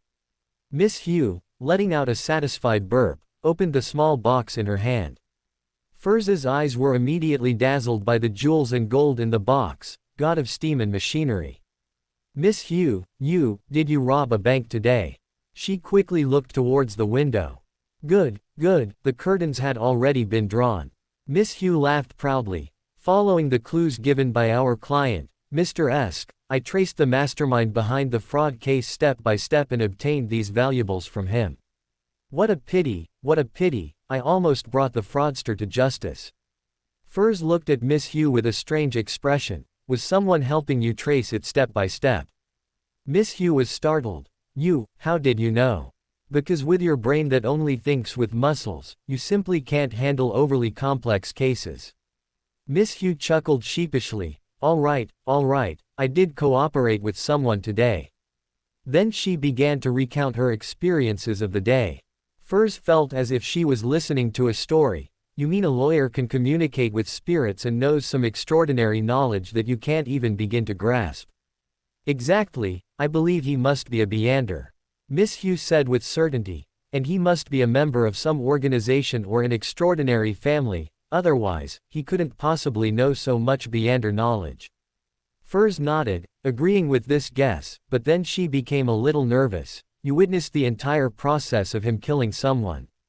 To prevent you from reporting him, will he ask his family to kill you to silence you? I don't think so, Miss Hugh said. I also took action at the time. Furs said, you still need to be careful. She looked at the small box in front of her. After all, you took so much money. Even for the sake of these valuables, there's a reason to kill. Miss Hugh wasn't so sure about that either, so the two of them changed their residence that very night. The red moon was obscured by the clouds in the night sky, and the outskirts of Backland immediately plunged into complete darkness. A dark figure stopped in front of a common country yard. He looked left and right, saw no one, and nimbly flipped over the wall into the yard. As soon as the dark figure's feet touched the ground, a hoarse voice from inside the house asked, "Who is it?" "Mr. Hillman, it's me." "Oh, Heyman." The clouds in the sky drifted, revealing the red moon again. Under the moonlight, the middle-aged man standing in the yard could be seen with a sincere smile on his face. It was none other than the fraudster Heyman, who had escaped right under Hobert and Furz's noses. "Sir, I've come to inquire about two people. A tall young male who seems to have some resistance to mental influence, and a short female who is very agile and looks like she can fight well," Heyman said. "This afternoon, they were secretly following me, but thankfully I discovered them and successfully shook them off." The person inside the house was silent for a few seconds before saying, "You suspect they were sent by me?" Heyman smiled sincerely, "I don't suspect anyone. It's just that only you, sir, know some of my secrets." Hillman sneered, "If I wanted to deal with you, you'd be dead by now. You should think about whether you provoked any important figures while you were committing fraud. Since it wasn't you, sir, then it's very likely official Beyonders." Heyman spread his hands. "They disrupted your plan. Zachary has probably been controlled by them. I thought about it all night, and there's only one possibility. The ritual you had Zachary perform attracted the attention of official Beyonders, and they found me through Zachary." Heyman had never considered that Mr. Robin, whom he had defrauded, had provided clues about him to others. In his opinion, Mr. Robin and his cousin were small figures in Backland. At most, they could only find Zachary, but they would never blame him. "Ha!" Hillman let out a sinister laugh. "I understand now. Your aggressiveness just now was merely to cover up the failure of the plan." He said coldly, "Although Mr. A said that our relationship is a partnership and I should show you enough respect. But if you mess things up, you always have to suffer some punishment." Before Heyman could argue, a solemn babbling immediately echoed in his ears. Heyman's brain instantly felt as if someone was stirring it with a knife, causing him excruciating pain, and he slammed his head against the wall with thudding sounds. He now deeply regretted that 3 years ago, he shouldn't have gotten close to these madmen just to obtain the acting method. But now it was all too late. Enduring the severe discomfort in his head, he shouted, "I will cultivate another secret supplicant and make him willingly participate in Mr. Hillman's experiment." The solemn babbling began to subside. Heyman slumped against the corner of the wall, breathing heavily, feeling as if he had narrowly escaped death. Hillman, from inside the house, said, "Find a place to hide. If anyone is still investigating, you should know what to do. Don't worry, we will avenge you when the time is right in the future. If no one continues the investigation, then go cultivate a new secret supplicant. Go, I will not report your mistake to Mr. A." Heyman leaned against the wall and got up. Thank you for helping to cover for me. I won't make similar mistakes again." The babbling earlier had made him feel as if he had suffered a serious illness. He no longer had the strength to climb over the wall and could only lean on the wall to exit through the courtyard gate. As soon as Heyman left the courtyard gate, a hand reached out from the shadow of the courtyard wall and closed the gate. South Continent, no existence town. The morning dew was crystal clear, slowly sliding on the blades of grass and finally falling to the ground. Whoosh! A young woman with messy hair and somewhat disheveled clothes hummed an out-of-tune children's song as she ran around in the grass. The dew got on her pant legs, but she didn't care and seemed to be having a lot of fun. Elliot caught up to her with a smile and helped her pick a blade of grass from her head. "I'm going out for a bit. You need to listen to the teacher." She was Elliot's older sister, Moira. Because the Bach family's extraordinary traits were limited, usually only one child in a family could consume the lawyer potion at the age of 12. The year Moira turned 12, she gave the opportunity to consume the potion to her younger brother. Thus, under the torment of mad roars, she became like other family members who hadn't consumed the potion, insane.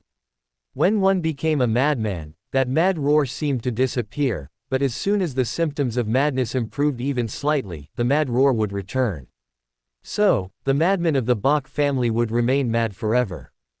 After the Bach family settled in no-existence town, the family bought many slaves to uniformly care for the madmen in the family.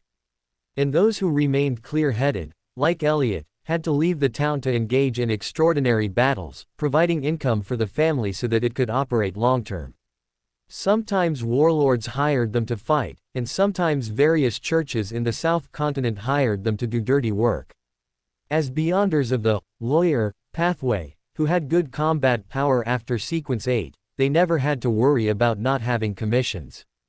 The only jobs they didn't take were from the Rose School. Of course, the Rose School wouldn't commission them either, because although the Bach family and the Rose School were not adjacent pathways, they were mortal enemies who would fight to the death upon meeting.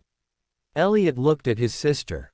"I think I might have found a way to save our family. Even if it means sacrificing myself, I will strive to break free from the family's curse. You will get better, everyone will get better." At this moment, someone shouted from a distance, "Elliot!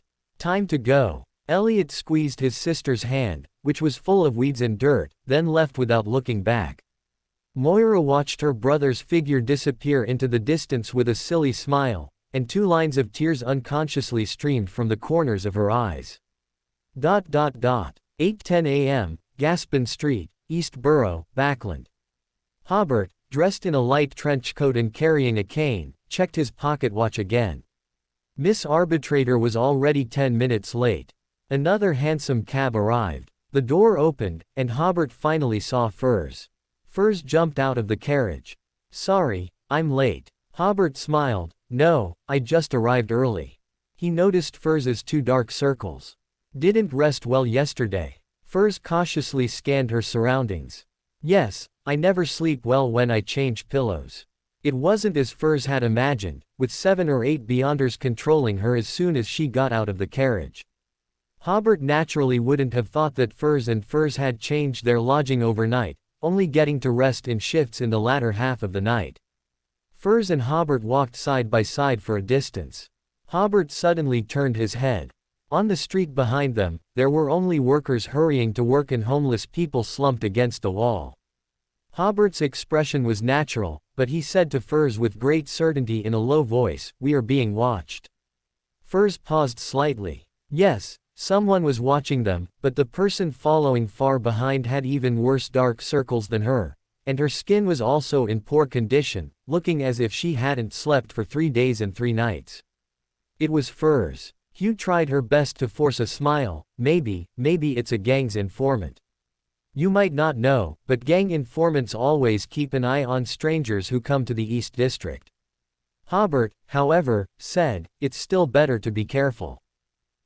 Let's turn at the next intersection, then find a place to hide, catch the follower, and force him to tell us who he works for. There's absolutely no need for that. Hugh said with a chuckle, "Don't worry, most of the gangs in the East District know me, no one dares to do anything to us." Hobert reminded her, "But we were just extorted yesterday." Ha ha ha ha. Hugh was almost sweating with anxiety. That's because Darkholme just became the boss and hasn't dealt with me yet." Hobert looked at Hugh's unnatural expression and nodded thoughtfully. "I think I understand." Last night, when splitting the loot with Hugh, Hobert had a high degree of trust in Hugh because he knew Hugh's personality from the original work and understood her quite well. However, he overlooked one point: Hugh might not trust him.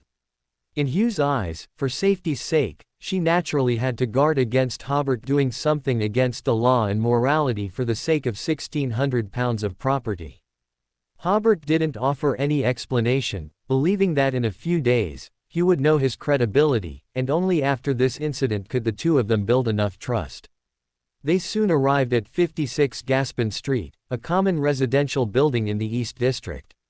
From the outside, it looked dilapidated and dirty, with many areas where the wall paint had peeled off. The two of them went to room 303.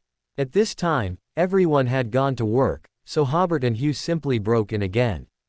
Just as Hobert had predicted last night, there were only a few dirty work clothes here, and it looked like no one had lived here for a long time.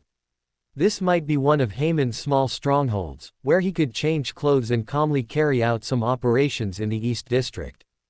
After confirming there was no gain, the two of them went to Dewan Bar. Darkholme was not there, but his subordinates immediately recognized Hobert and Hugh. Suddenly, those 7 or 8 villains were like rats whose nest had been found, desperately fleeing out of every exit of the bar. Hugh kicked a fleeing villain down. After just 2 threatening sentences, the villain immediately agreed to take them to their boss. Darkholme's residence was much better than Vil's, at least it was clean, tidy, and had no strange odors. When Darkholme saw Hobert and Hugh, he tried to run, limping with his crutch. Hugh said coldly, "Do you want me to break your other leg?" Darkholme immediately stopped, his face full of kind smiles. "How can I help you too?" Hobert saw that Darkholme was quite sensible, so he motioned towards the door without regard for his gentleman image. "Aren't you going to invite us in for a cup of tea?" "Darkholme, it's my honor." He led the way while directing his subordinates to boil water and make tea. Clearly, Darkholme was someone who enjoyed life. His house had a living room and a bedroom, and the decor was not bad, looking unlike a place in the East District. Hobert plopped down on the sofa and threw the letter in his arms to Darkholme. "Read it yourself." Darkholme immediately had a bad premonition. He hopped over to pick up the letter from the table, and after a few glances, his face changed drastically. This is Boss Zachary's letter." Hobert leisurely said, "Sorry, I got it wrong, this is the one." He threw the letter Darkholme had written to Haman onto the table. Darkholme only glanced at the envelope before collapsing onto the sofa.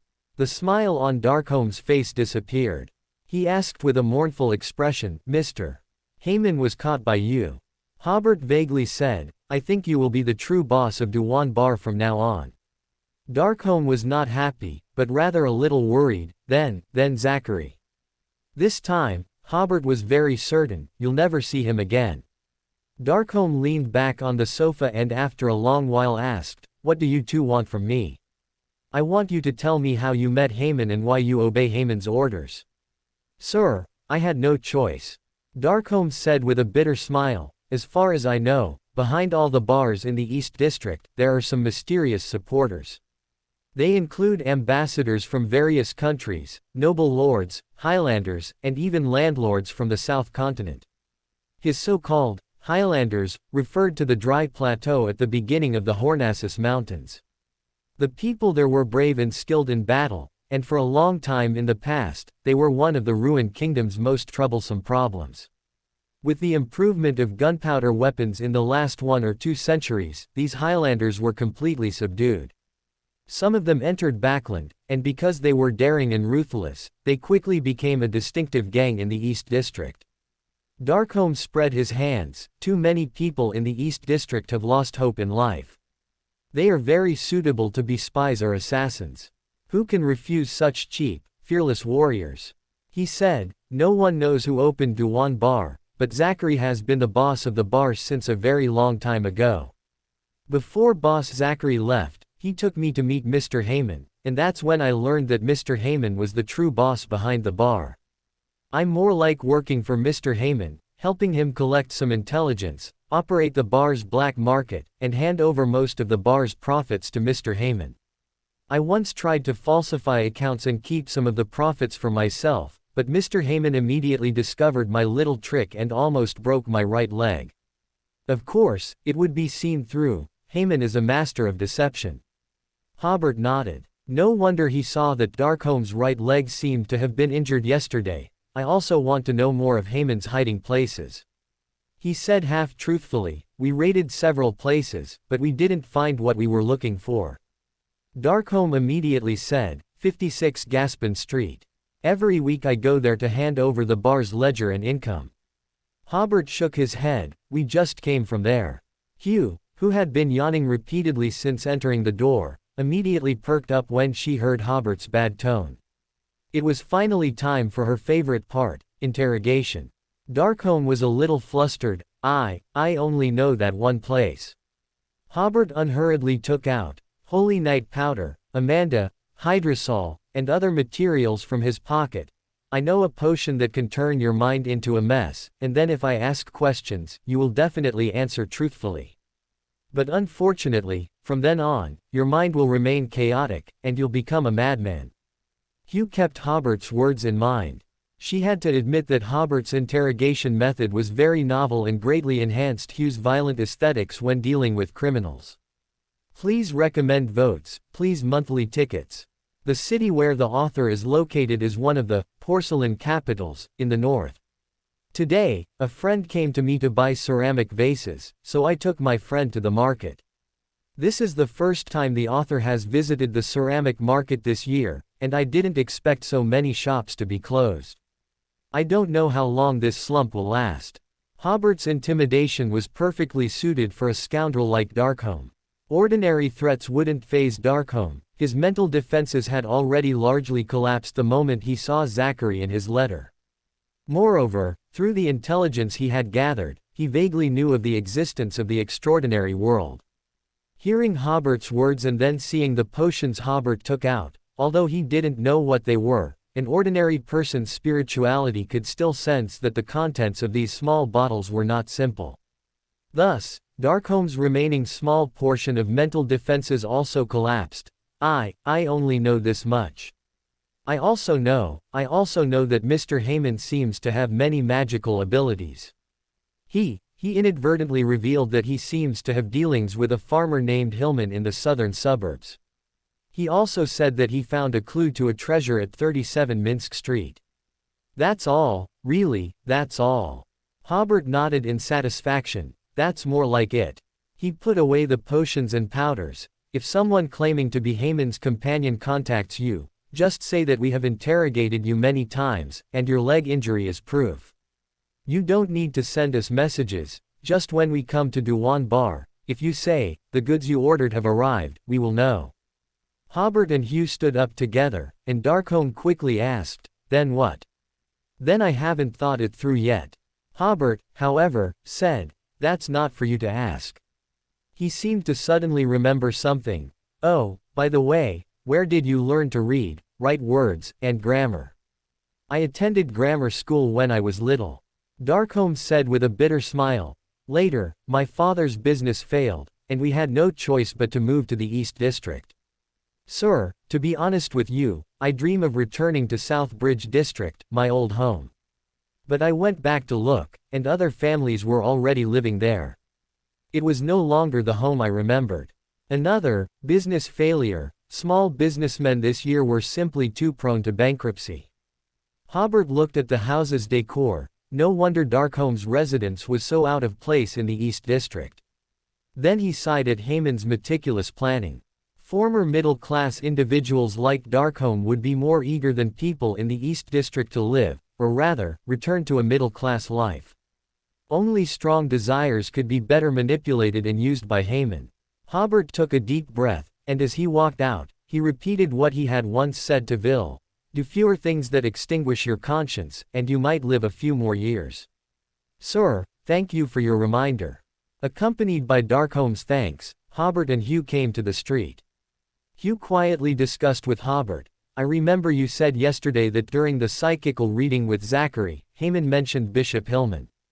Could he be? Hobert whispered, Haemon is unlikely to inadvertently reveal such important information. He must have a purpose in doing so. We must not be used by him. Furthermore, Hillman is very likely connected to the Aurora Order. For your and my safety, we will investigate this case only up to this point. Hugh thought the same. She let out a long sigh of relief. This is the most convoluted and dangerous commission I have ever experienced.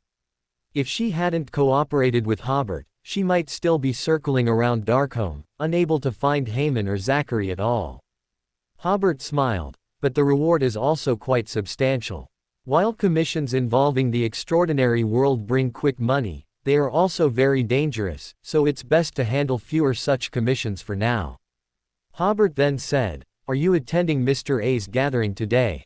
"Yes, yesterday I thought for a long time. Although Mr. A is very dangerous, this gathering should be safe." Hugh said, "So we plan to still attend this gathering." Hobert continued, "Can you take me with you?" Hugh was slightly stunned. Don't you have a reliable gathering?" Hobert smiled. "Of course, the more such gatherings one attends, the better." Hugh nodded. "Okay, after we have lunch, we'll meet up with my friend." She naturally knew in her heart that Hobert's contribution in this cooperation was greater than hers. If they split the spoils equally, it would not be fair to Hobert. Bringing Hobert to Mr. A's gathering was also a way of returning the favor. Without the tense atmosphere of yesterday, Hobert and Hugh chatted casually, though they tacitly and cautiously avoided revealing specific information about themselves. The two chatted happily, but Furs, who was following behind, felt an urge to bite her nails. She had to remain constantly on edge, following behind, and always guarding against Hobert suddenly making trouble. Fortunately, the worst-case scenario she imagined didn't happen. Hobert seemed to have no ill intentions. But that was strange. Why would he have no ill intentions? Watching the two chat, Furs seemed to realize something. Could it be that this guy was interested in Hugh?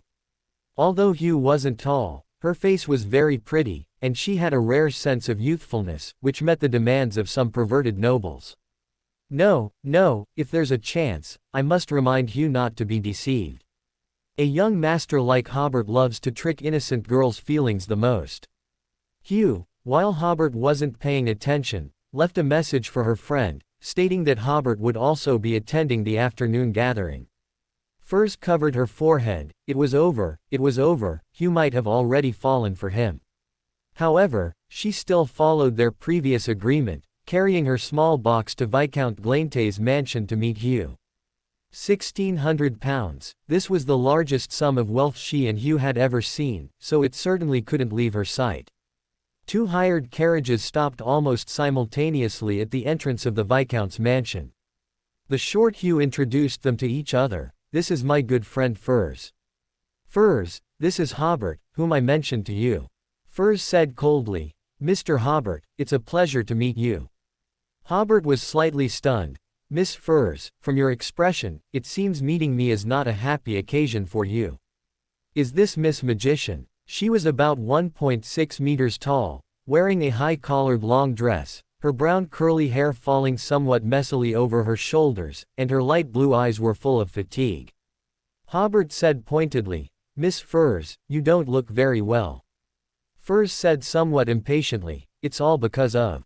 She took a deep breath before saying coldly, "Sorry, I need to talk to Hugh alone." Without waiting for Hobert's reply, she pulled Hugh away. Hobert became even more puzzled, watching the two ladies whispering something not far away, occasionally looking at him. "They're definitely talking bad about me," Hobert mumbled softly. Just then, he heard Hugh exclaim loudly, "Oh, Furs, has a curly-haired baboon moved into your brain?"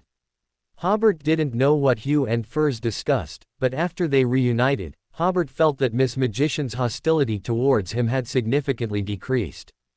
The three of them, guided by a servant, met Viscount Relent. Relent looked at Hobert. "Have we met somewhere before?" "Yes, Viscount." Hobert smiled. "I had the pleasure of admiring your grace on the dance floor at a banquet once." Christine was a brigadier general after all, so she would naturally attend or host some banquets. There were a few times Hobert had met Viscount Relent at such events. However, one was a noble and the other was a brigadier general's descendant, so they had no real interaction, only a passing familiarity. Relent chuckled, "At the next banquet, I will definitely notice you." Then he asked, You are also?" Hobert smiled, That's right, I am also a mysticism enthusiast. Grelint showed an, I understand, smile.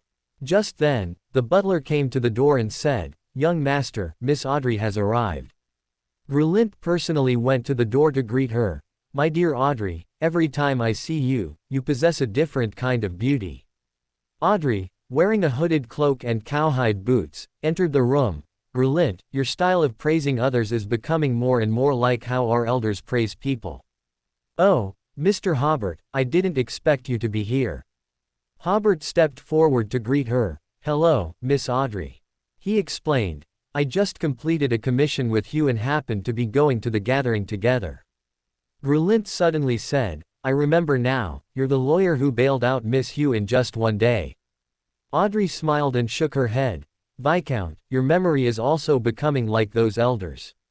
Everyone burst into laughter. After a brief exchange of pleasantries, the 5 young people went together to attend the gathering initiated by Mr. A. This gathering was not as safe as the mercenary club, so Hobert borrowed a hooded cloak from Grelint and entered the venue with it on. Audrey and Grelint were there to purchase potion formulas, but unfortunately, they were unsuccessful. No one here was selling the formulas for Spectator or apothecary. Hobert was here mainly to check the quality of the extraordinary materials being traded. Relatively speaking, the extraordinary materials traded at gatherings initiated by the Mercenary Club were more high-end, even including Sequence 5 level extraordinary materials, whereas here, the trades were basically for Sequence 8 and Sequence 9 level extraordinary materials. Of course, at such gatherings where trust is lacking, any good items are usually traded privately. At this moment, a transaction message loudly announced by the waiter caught Hobert's attention. The waiter said, a gentleman wants to find a way to defeat his past self. Someone at the gathering chuckled twice, perhaps strangling yourself is the best way to defeat yourself. These words caused many people to laugh. However, as Mr. A gave them a cold glance, those who were laughing felt as if they had fallen into an ice cellar and immediately stopped laughing. After order was restored, the waiter continued to read other transaction information. Hobert stroked his chin. Defeating one's past self, that's quite interesting. He raised his hand to summon the waiter. I wish to trade with the gentleman seeking a way to defeat himself. Hugh and Audrey were slightly stunned. They had also heard this transaction message just now and felt the mystery of the extraordinary world from it. Could there really be a way to defeat one's past self? Hobert's reaction, however, slightly surprised them. Could this lawyer really know a way to defeat one's past self? Hugh quickly reminded Hobert, transactions here are not a game. If you deceive other attendees, you will be punished by Mr. A. Hobert smiled helplessly. Am I really that unreliable in your eyes? As he spoke, he pointedly looked at Furs. Hugh was slightly taken aback. Yesterday, Hobert had already shown his very reliable side. It was Furs who kept telling me not to trust him, and I actually gradually lost confidence in him. He's a Beander who can even perform ritual magic. Audrey, who was nearby, suddenly said, I hope to observe this transaction. Hobert had left a deep impression on her during Hugh's case, and more importantly, she was very curious about what the method to defeat oneself was. Oh my, that's one's past self. How can it be defeated? Hobert said to the waiter, please convey my companion's wish. The waiter agreed and walked towards a room with a closed door. Not long after, the waiter returned. That gentleman has agreed to your request, please follow me. Hobert walked in front, Audrey followed closely, and Hugh and Grelint also followed. They were also very curious about the method to defeat one's past self. Furs muttered, you always know so much. As she spoke, she also followed. There were many enclosed small rooms at the gathering venue, designed to facilitate one-on-one transactions between attendees. The person trading in the room obviously didn't expect so many observers to come. His first reaction was to stand up and run away, but after seeing that the waiter and everyone else had no ill intentions, he chuckled awkwardly. This reminds me of a surgical operation I saw before, where there was only one patient on the operating table, but so many people observing. Hobert smiled. Sorry, the problem you proposed is very complex, and we may need to have some necessary discussions. The other party was wearing a hooded cloak, so only his chin was visible, but his voice sounded very young. Indeed, this problem is not easy to solve. I have attended several gatherings, but I haven't gotten the answer I wanted. I hope you won't disappoint me. Hobert nodded. Can you elaborate a bit more? Why do you want to defeat yourself? Which aspect of yourself do you want to defeat? He spread his hands. We all know that a person cannot go back in time to defeat their past self. There's no meaning in doing so. However, for mysticism, defeating one's past self has many interpretations, such as overcoming a certain psychological shadow from one's past, which is also a way of defeating one's past self. Hugh and Brulint didn't quite understand Hobert's meaning, but Audrey and Furs seemed to have understood something, both showing thoughtful expressions under their hoods. The other party immediately straightened his back. You seem very professional, which makes me look forward to your answer. He continued, there was such a gentleman, who committed many crimes in his youth, but suddenly one day, divine guidance made him realize his conscience. From then on, he bid farewell to a life of murder and arson, becoming a priest, constantly spreading the divine light and helping many people overcome difficulties.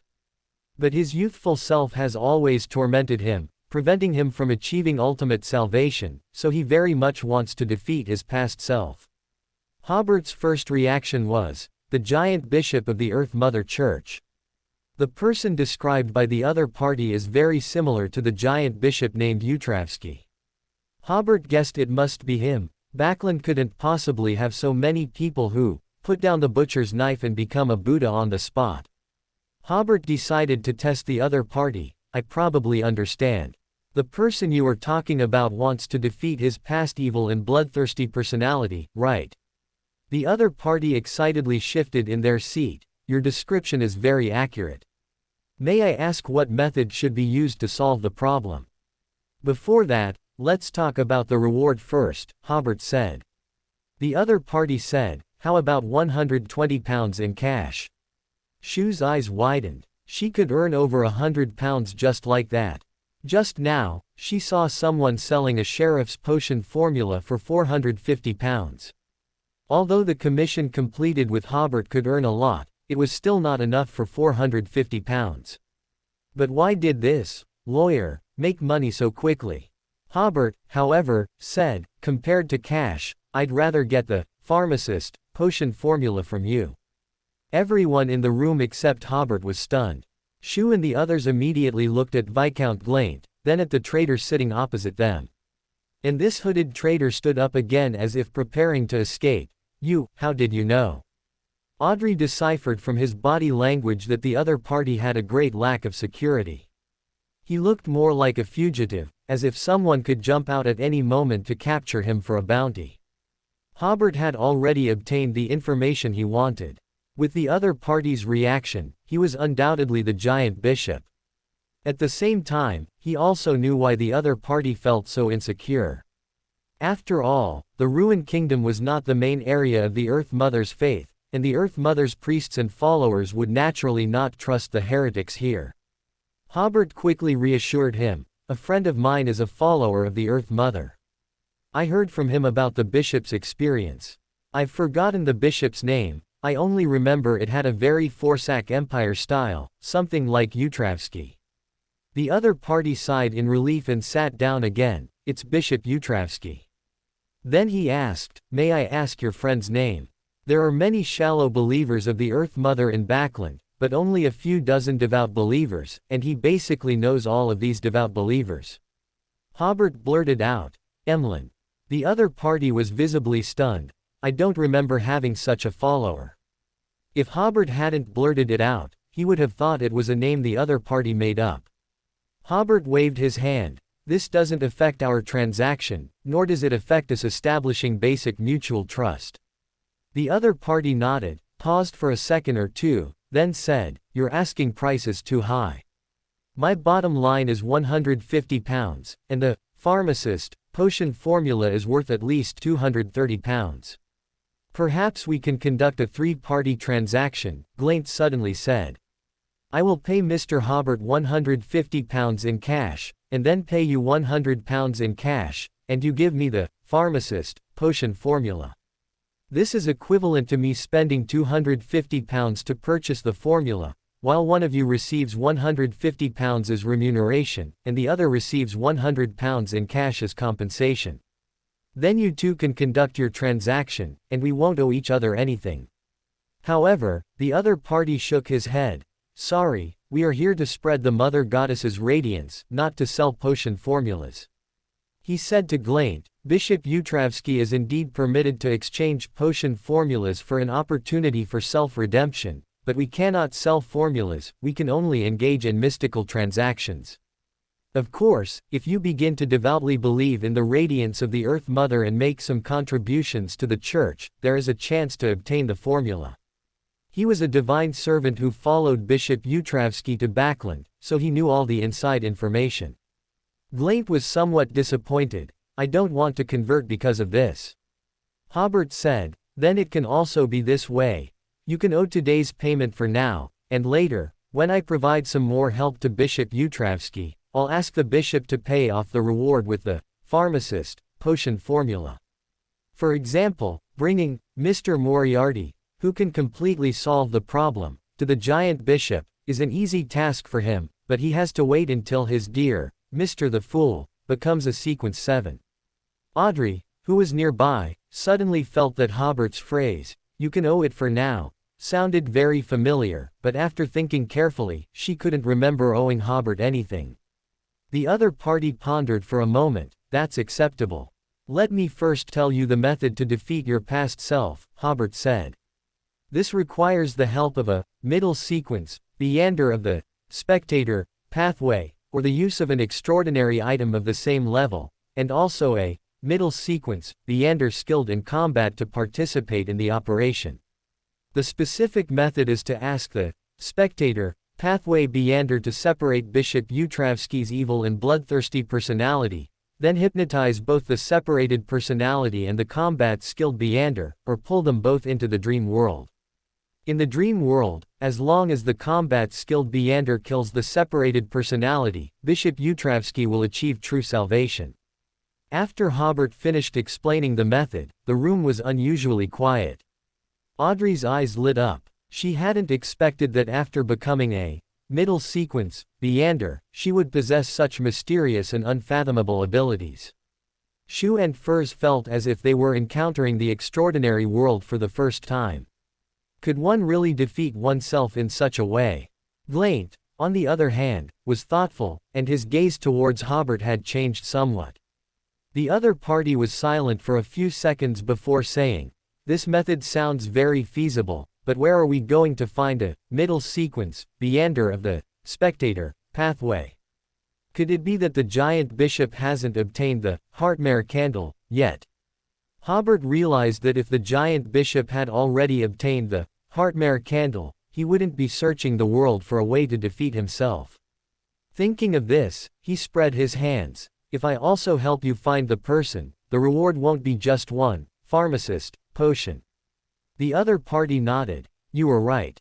He added, your answer is indeed worth £150. Hobert smiled. My name is Hobert, and I am a lawyer. When I go to provide new help to Bishop Utravsky and collect the debt, I will state my name and profession. The other party stood up and said, you are a generous and trustworthy gentleman. The transaction ended, and Hobert and the other 5 left the gathering and went to Viscount Glaint's carriage.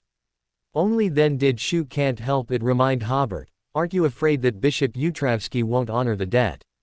Hobert smiled and said, the bishop can run, but the church cannot.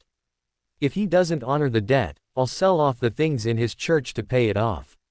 He seemed to handle the reward issue of this transaction very carelessly, but it was actually because he knew that Bishop Utravsky had always been engaged in self-redemption and would not easily deceive others in such matters.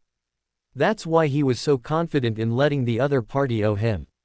Hobert also smiled and said, and only by doing this can I obtain the pharmacist potion formula. Brulint smiled at Hobert and said, if you can get the apothecary potion formula, I'm willing to buy it for £270. The extra £20 are for you to tell me the entire process of this transaction. I have a premonition. Yes, in mysticism, premonition is very important. I have a premonition that this transaction will definitely involve many interesting mystical knowledge, which is exactly the information I hope to obtain. Audrey smiled and said, I also hope to be able to listen in. I think the generous Viscount Glaint wouldn't mind an extra listener. Brulint smiled and said, of course. The two of them looked at Hobert together. My pleasure. Hobert smiled and said, also, I hope that the five of us, who share common aspirations, can form a small mutual aid alliance. Of course, I know that the noble Miss Audrey and Viscount Glaint entered the Beander world out of curiosity. But you might still need some extraordinary materials in the future, or need us to do some investigations that you are not suitable to appear for. Brulint nodded. You are very right. In the future, I might still have to deal with the extraordinary world, and having a few trustworthy partners will be much more convenient. He smiled and said, of course, in the future, I can also provide you with potions that you can use with complete peace of mind. Audrey also said, in my psychological analysis. Her heart was actually very excited. This would be a Beander circle outside of the Tarot Club, and it was also a Beander circle that she participated in building. If it was operated well, it might become a new mystical organization in the future. What she didn't know was that this organization already had 2 members of the Tarot Club, and 2 future members of the Tarot Club, completely a backland branch of the Tarot Club. Hobert smiled and said, I can provide reliable legal assistance to resolve ordinary or Beander-related incidents. Hugh was also infected. I am good at arbitration, investigation, and interrogation. Finally, everyone looked at Furs. Furs was stunned for a moment before saying, I am good at taking some things that are inconvenient to obtain directly. Hobert clapped his hands. Shouldn't we also give our organization a name? Audrey said, how about, Justice League? Girl, how much do you like the word, justice? This reminded Hobert of the Avengers. This name is good, so the Justice League is officially established. We gathered together based on the principle of mutual help to seek a higher and broader development space in the extraordinary world. The 5 young people were all a little excited. After all, the Justice League would be their own little world from now on. After everyone's excitement had subsided a little, Audrey suddenly asked, why does the Earth Mother Church have the apothecary potion formula? Hobert said, this involves a rule deliberately hidden by the Church. We all know that the Earth Mother Church has a complete cultivator pathway potion formula, but at the same time, they will also deliberately absorb Beanders of the apothecary pathway. Just like the Church of the Night Goddess, in addition to having a complete sleepless pathway potion formula, they also cultivate Beanders of the corpse collector pathway.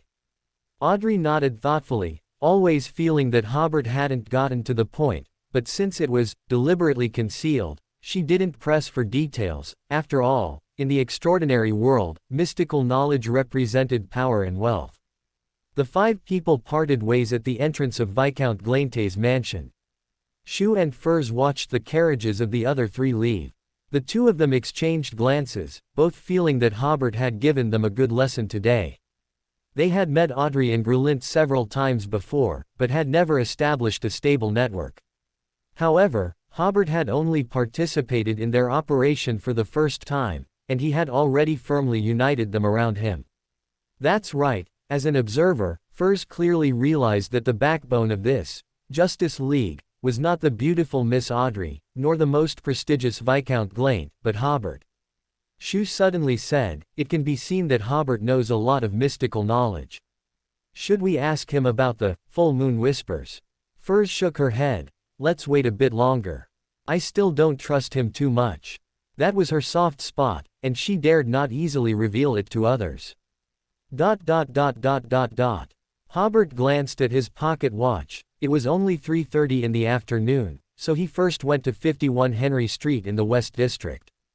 After asking the coachman to wait there for a moment, Hobert looked at the sign at number 51, Gale Herbalist Shop. In the lower right corner of the sign, there was also a small line of words, selling various mystical materials. The display window showcased some common and beautiful herbs, complemented by the shop's dark decor, successfully creating a sense of mystery. This was the place. Hobert opened the door and entered the shop. The first thing that caught his eye was a room full of various herbs and mystical materials, including display cases above the counter. The goods were neatly arranged, and the glass bottles holding the medicines were wiped clean, giving a feeling of having everything and being very professional. Behind the counter, Gale was sitting on a chair smoking a pipe. When he saw Hobert, he immediately took the pipe in his hand and smiled. "Mr. Hobert, I didn't expect us to meet again so soon. What do you need this time?" "This time, I want to sell you some special materials," Hobert said, "but I need to trade at the mercenary club. The carriage is parked outside." Gale smiled and said, "May I take a look?" "No, we must trade at the club." If Gale was a character mentioned in the original work, Hobert would naturally know whether or not to trust him, but he didn't remember seeing Gale's name, so he would be very cautious when dealing with him. "All right." Gale called the busy shop assistant to mind the shop, then put on his hat, picked up his cane, and carrying a small briefcase, followed Hobert into the carriage. They entered the mercenary club without hindrance. The two of them were led by a waiter into a small meeting room. It was only then that Hobert took out and opened the iron box containing the mutated eyeball. Gale just glanced at the eyeball and closed the lid of the iron box. "Goddess, where did you get such an evil thing?" Hobert smiled and said, "If I have to explain its origin, the price will double." "All right, then I won't ask." Gale placed his hand on the iron box, as if inspecting the goods. After a while, he asked, "Name your price." £100. Gale shook his head. "Although it's rare, its uses are also very limited, making it difficult to sell. Moreover, if the church discovers it, it will be a big problem." Hobert smiled and said, "As far as I know, its uses are very wide, for example, in some curses and rituals to gain the attention of evil existences, and it can also be used to make extraordinary poisons. If the mutated eyeball fell into the hands of an official Beander, it might be used as a material for some poisons or directly destroyed." Hobert had never been an official Beander, nor would he consider problems from the perspective of an official Beander. In his opinion, in this metropolis with 5 million people, one more mutated eyeball would not make it more evil, and one less mutated eyeball would not make it better. Converting these things into cash, which could be used to enhance his strength and make him safer in this world, was enough for him. With his current strength, there was no need to consider too much. Seeing that Hobert was an expert, Gale did not press the price too hard, and after friendly negotiation, the deal was finally concluded at £85. Hobert took out £5 and put them in his wallet, which was the commission for fencing, and then wrapped £80 in paper, planning to split the money with Christine after selling the secret supplicant Beander characteristic. Hobert did not intend to sell the secret supplicant Beander characteristic to Gale. He wanted to wait until the Tarot Club to sell it. Firstly, there was the protection of the golden masked person at the Tarot Club, and secondly, it would serve as a stepping stone to integrate into that Tarot Club. Most of the participants in that Tarot Club were soldiers, who naturally had a basis of mutual trust. There were few like Hobert who had not served in the military, so to fully integrate into their circle, he would need to conduct several transactions at the Tarot Club to prove his reliability. After completing the transaction with Gale, Hobert went to the information wall on the 3rd floor and asked the attendant to leave a message. "I currently have a batch of jewelry and gold that needs to be sold, valued at approximately £1,500. Hobert planned to sell those valuables and then give the cash to Mr. Robin and his cousin. If they went out to sell it themselves, it would be easy for them to be targeted. And the mercenary club had such a strong backing that ordinary people would not dare to break the transaction rules here." After leaving the message, Hobert saw that it was still early, so he ordered a cup of tea in the sofa area of the hall to rest. He had been on the move almost constantly these past 2 days, and he was already starting to miss his time on the Backland University campus. He had also promised 2 classmates to treat them to dinner but had never fulfilled the promise. Hobert remembered that one of those 2 classmates' families was a judge, and the other was a wealthy merchant. He would definitely be able to use their network in the future, so he still needed to take time to maintain it. He held the newspaper in his hand, but he couldn't read a single letter, constantly thinking about various problems. After a while, Hobert belatedly realized that he had become accustomed to the lifestyle of this era, and as long as there was an opportunity, he would establish his own connections. Life on Earth, no, life in the Ad era, was gradually becoming distant. Just as he was filled with emotion, he heard 2 soldiers next to him discussing, the battle in the South Continent should have started, right? How could it be so fast? They left last Sunday night, and it's only Wednesday afternoon. Hee, you don't know, do you? They took a military airship to the South Continent. What? A military airship? I think those Forsac bastards will be as surprised as you when our people ambush them. The military really spared no expense. The military's determination is beyond doubt. The rewards for this operation must be very generous. Hobert looked at the newspaper without squinting, but his mind was thinking, this is the follow-up to retaliating against the Forsac people. Although the military did not directly intervene, it provided many conveniences to the mercenaries. Around 5 o'clock, Hobert finished his last sip of tea, went to the restroom, and took a taxi carriage home. Dinner was as harmonious as usual. After eating, the family drank tea and chatted for a while before returning to their respective rooms. Hobert had 2 experiments to conduct tonight. He locked the door, first built the spiritual wall, lit candles on the table according to the binary method, and then drew a simple throne pattern on the table, with a circular symbol representing distortion on the throne. The simple pattern combined with the symbol formed the Black Emperor emblem. Hobert noticed this emblem on the back of his chair during the Tarot Club. Because of the special nature of Source Castle, theoretically, this emblem should represent himself, which is why he designed this experiment. Finally, Hobert took out the secret supplicant Theander characteristic and placed it in the center of the simple altar. After everything was ready, he chanted in Hermes, "Oh, the creator of human order. You are the master of the kingdom of disorder. You are the master of the clock of order. Your faithful servant implores your gaze. Implores you to accept his offering. Implores you to open the door of the country of disorder." Inside the spiritual wall, a strange whirlwind suddenly blew, and a darkness that seemed to swallow everything appeared on the roof. Hobert didn't expect such a big commotion. He quickly entered the country of disorder by walking backward. Sitting on the Iron Throne, Hobert saw 2 bronze gates appear in the air at the end of the pool in front of him, and he vaguely heard his own prayers. Firstly, this showed that his 3-part honorific name could indeed point to himself on the Iron Throne. He had wanted to experiment with this for a long time, but he never had the time. Next, Hobert found a white glowing star in the pool in front of the Iron Throne. His spirituality spread to the star, and he indeed saw himself in front of the simple altar in the bedroom. Hobert used the true sight of the country of disorder to carefully examine himself. Yesterday's channeling subject, Zachary, already showed signs of losing control and was clearly contaminated. Hobert's astral body and mental body were filtered by the country of disorder, so he didn't have to worry about being contaminated by Zachary.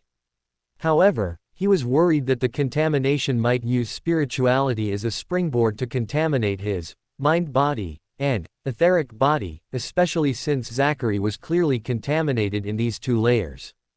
Under true sight, the various colors of his body were all normal, just looked somewhat tired.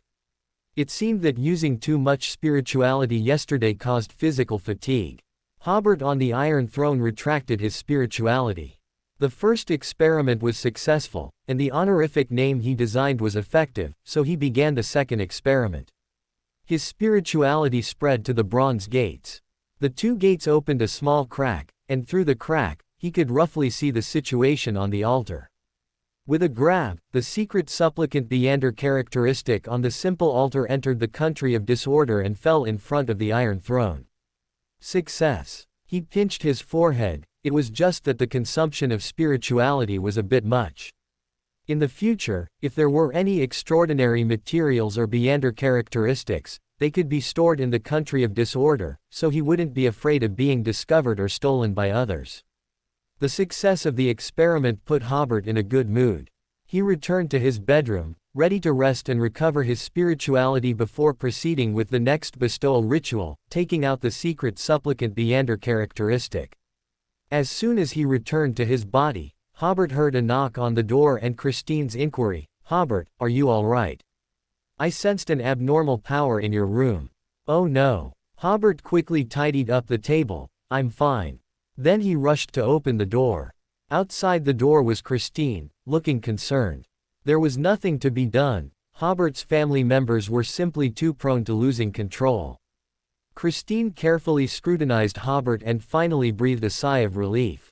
With no one else in the corridor, she whispered, "Just now, I clearly felt a surge of power." Hobert replied, only half truthfully, "I was just experimenting with my abilities." Seeing Christine's disbelief, he changed the subject. Could it be related to my experience yesterday?" The doorway was not a suitable place for conversation, so Christine led Hobert to the study, where Hobert briefly recounted his experience from the previous day. Upon hearing that it involved the Aurora Order, Christine immediately became serious and thoroughly examined Hobert from head to toe. After concluding that there were no issues, Christine instructed Hobert to constantly monitor his condition and come to her immediately if he noticed anything amiss. If one were to be noticed by an evil god, there might be no immediate abnormality, but they could gradually become corrupted by the evil god and erupt at some point. Furthermore, Christine and Hobert reached the same conclusion: the Aurora Order would not retaliate against Hobert for an peripheral member, and Christine, as a brigadier general of the kingdom, was not afraid of the Aurora Order's retaliation. After staying in the study for over an hour, Hobert finally regained his freedom. Back in his bedroom, Hobert realized that having a middle-sequence powerhouse at home could indeed protect his safety. Just like the valuables he obtained yesterday, he could safely leave them at home, unlike Furs, who had to keep them on her person. However, the corresponding problem was the risk of his secrets being exposed. Previously, he had performed a ritual to pray for the Black Knight goddess's power, but that ritual was relatively simple, didn't cause much commotion, and the goddess wielded the authority of secrecy, so Christine didn't discover it. But the experiment he just conducted was different. Hobert currently couldn't precisely control the power that the country of disorder projected outwards, which caused this surge of power to spread beyond the spiritual wall and be detected by Christine. Hobert roughly calculated his assets and decided he could use some money to rent a house outside. This way, he would have a secure place to attend the tarot club and conduct his experiments outside. After waiting another half an hour, Hobert saw that no one else came to disturb him, so he once again entered the country of disorder by walking backward. The secret supplicant's extraordinary characteristic was still in its original spot. He would leave it there for now. Hobert dared not perform the bestowal ritual at home. Thus, Hobert entered his routine observation time for the day. Since the observation time was a bit late today, Raft's side had already started showing adult films. Hobert didn't linger and went to observe Elliot instead. It wasn't that Hobert had a habit of peeping, he wanted to determine if Elliot and Raft were trustworthy through observation. Once he reached a conclusion, he didn't plan to observe them so frequently. Elliot was having a meal with two companions at a restaurant. The food looked abundant, with a distinct South Continent culinary style. The three of them ate in silence, savoring the delicious flavors, unlike the tables around them, where people conversed loudly. Hobert glanced at the South Continent restaurant. The decor had a strong local flavor, with many beautiful feather ornaments, and the structure of the building was distinctly different from the North Continent, with visible wooden pillars and beams. As he took that glance, he noticed that the person dining alone in the corner of the restaurant looked somewhat familiar. After thinking carefully, Hobert recalled that the person was the middle-aged man who had recruited teammates skilled in spiritualism at the mercenary club gathering previously. Their mercenary team had received a mission to retaliate against the Forsake Empire in the South Continent. Hobert also thought that General Anthony was a warlord secretly supported by the Forsake Empire, which meant they chose General Anthony's territory to carry out their retaliatory actions. Amidst his surging thoughts, the middle-aged man had already gotten up to pay the bill. Hobert hesitated for a moment before making up his mind. He projected the middle-aged man's appearance into the star representing Elliot and said in a supreme voice, "Follow him." As long as he didn't project power into the star, only Elliot would know these words of Hobert's. In a restaurant in Cancel City, South Continent. Elliot, who was eating, suddenly saw the majestic figure sitting on a throne made of iron swords appear in his mind.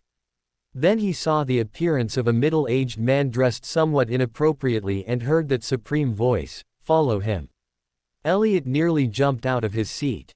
He took a deep breath to steady his mind. That strange and powerful existence had been following him all along. At the same time, he also saw the middle-aged man, whose image had appeared in his mind, paying the bill. Elliot tried hard to conceal his inner fear and excitement. He thought of his sister playing in the grass and his good friend's daughter, who was like an angel and would soon celebrate her 12th birthday. Ultimately, he decided to follow the mysterious existence's instructions. Elliot's two companions noticed he seemed a bit off. One of them asked, "Bone stuck in your throat?" "No." Elliot forced a smile. "I suddenly remembered something. I'll be back to rest later today." Without waiting for his companions' reactions, Elliot got up and left the restaurant through the side door. He carefully watched the middle-aged man, afraid of being discovered by him. Cancel City was General Anthony's territory's second-largest city. Although called a city, it was essentially a commercial district composed of a few crisscrossing streets, with a simple city wall around its periphery. In small cities in the South Continent, city walls were essential facilities, as the place might experience the baptism of war at any time. Tracking within the city was manageable, but as the middle-aged man climbed over the city wall and left the city, tracking became difficult. Because he dared not follow too closely, Elliot could only determine the tracking direction by details such as the weeds the middle-aged man had stepped on. Tracking was a compulsory course for Elliot and his companions when they were young. In such a dense forest, he was confident he wouldn't be discovered by a Beyander of a higher sequence than himself. After tracking for some distance, Elliot discovered from the footprints in the grass that the middle-aged man had gathered many people in the woods, and they were all heading in the same direction. After cautiously tracking for over an hour, Elliot found himself by the road leading from Cancel City to the outside world. Just then, a convoy approached from a distance. From the sound of the horses' hooves, it was clear the convoy was quite large. Elliot guessed the middle-aged man's target was this convoy. As soon as he found a place to hide, he saw two people with black light flashing around them rush out of the bushes and directly overturn a carriage. Then, the sounds of imprisonment, exile, distortion, and weakening were incessant. Some of the horses on the road died directly from the aftershocks of the battle, while others were startled by the sudden fight, dragging their carriages into a chaotic pile, which put the occupants of the carriages at an even greater disadvantage. Elliot lay motionless on the ground, not daring to move.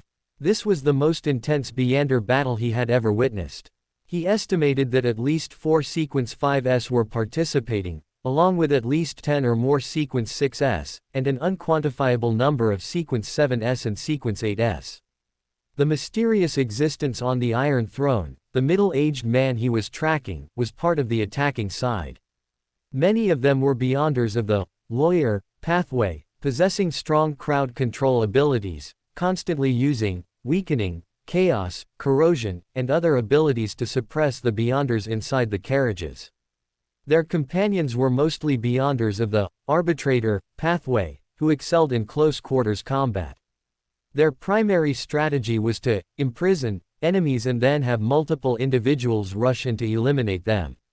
Initially, the battlefield showed a one-sided trend until a red flame javelin shot out from one of the carriages, momentarily blocking the enemy's assault, finally giving the attacked side a brief moment to catch their breath. However, the carriage that shot the red javelin soon began to emit the light of dawn. With a solemn punishment. 2 sequence 5s radiating black holy light, and 1 sequence 5 that caused visual distortion, began to besiege the one who threw the flame javelin. The other Beyonders in the carriage seized this opportunity to exit and escape into the jungle in the opposite direction of the battlefield. But after running for a short distance, they heard sounds of distortion and imprisonment from that direction, indicating that the attacking side had also set up an ambush there. Ultimately, the attacked Beyonders had no choice but to regroup and break through along the road. Elliot buried his head even lower as the battlefield was spreading towards him, and he did not want to die here in a muddle. It was also at this moment that he realized the mysterious existence on the Iron Throne was not following him at all. His focus was likely on this extraordinary war. One must know that in an era without large-scale wars, a Beyonder war of this level was enough to influence the stability and allegiance of a warlord's territory in the South Continent. This was what a mysterious existence of that level would pay attention to. At this time, the mysterious existence on the Iron Throne was observing the battle with relish using true sight. While Elliot was tracking the middle-aged man, he had already left the country of disorder to rest for a period, so he could now calmly observe the battle. Hobert only learned today that the imprisonment ability of the arbitrator pathway and the weakening ability of the lawyer pathway could be used in conjunction. First, an opponent is imprisoned, then 3 or 4 weakening effects are applied, essentially rendering the opponent combat ineffective. Moreover, when hundreds of Beyonders launch an organized and premeditated attack, their power is considerable. It is estimated that a fully formed brigade-level unit would be no match for them. The Beyonder battle came and went quickly. Soon, the Fursak Empire's Beyonders, pursued by ruined Beyonder mercenaries, disappeared around the bend ahead, and the battlefield receded further and further.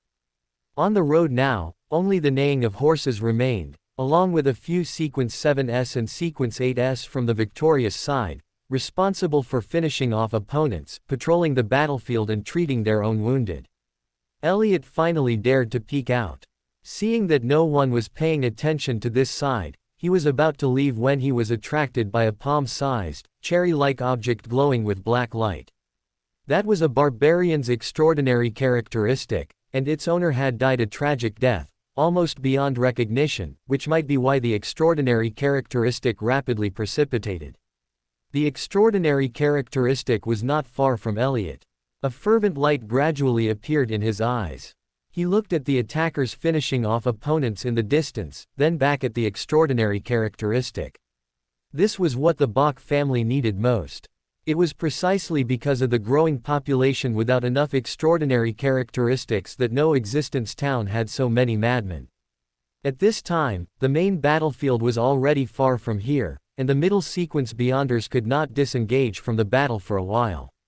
This was an opportunity. Elliot made up his mind, adjusted his state, then suddenly rushed out to pick up the cherry-like extraordinary characteristic. He was about to turn and leave the road when he suddenly saw a necklace that clearly possessed extraordinary abilities.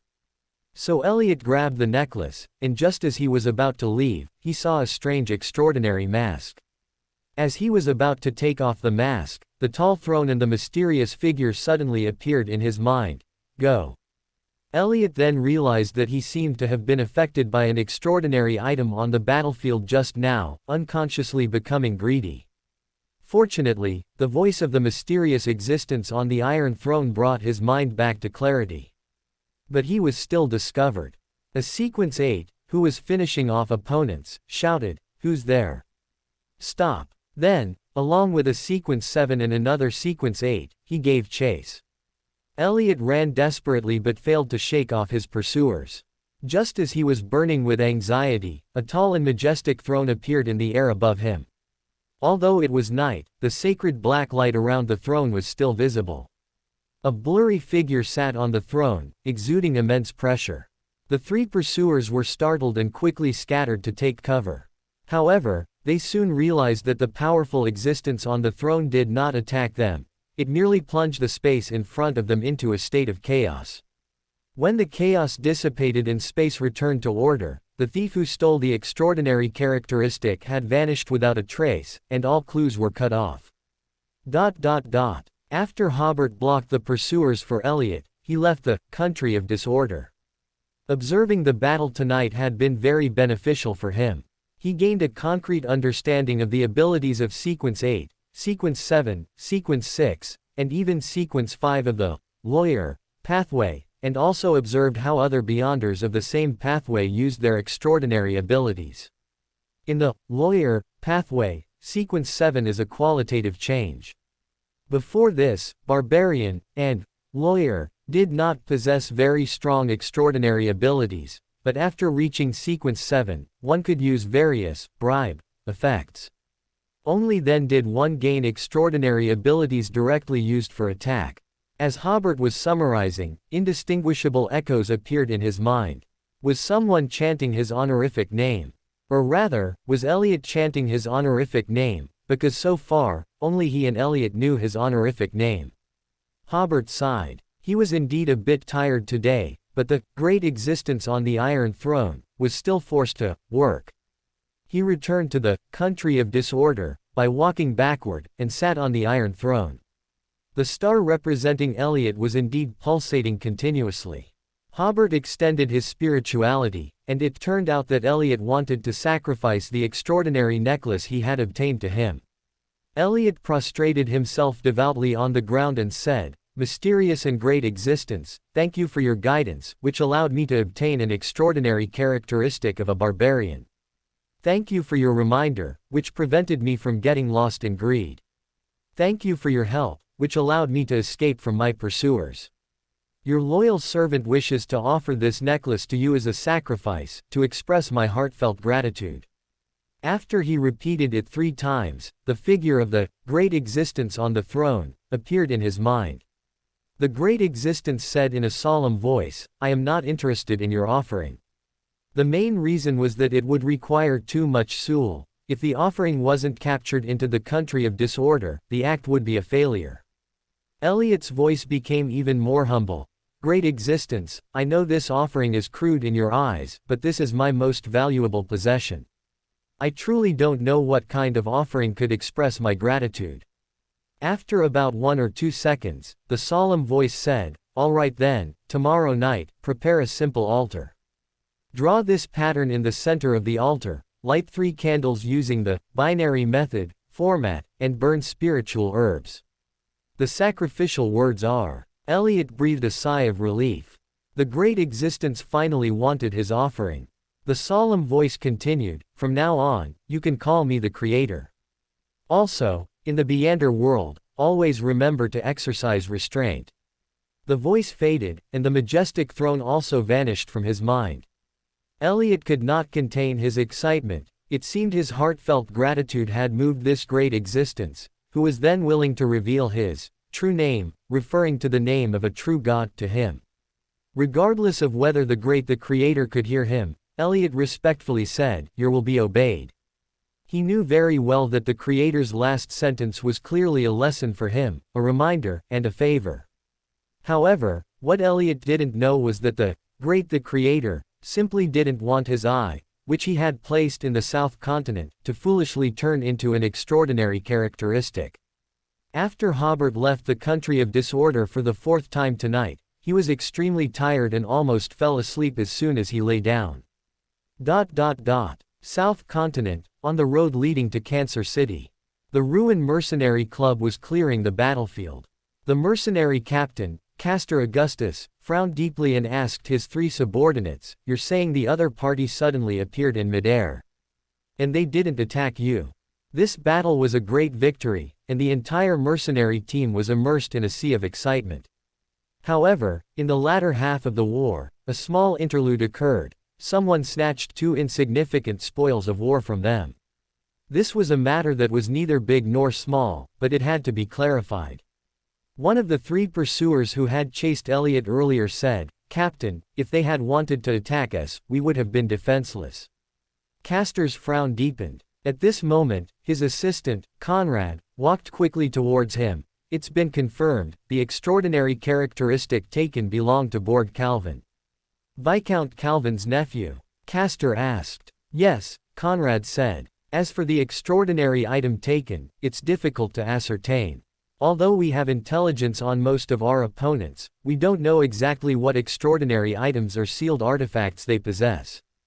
However, based on the descriptions from several subordinates who treated the wounded, it should be an item of Sequence 7 or Sequence 6 level. Castor was silent for a few seconds before suddenly laughing. The other party clearly knew about our operation to achieve their goal during our fierce battle.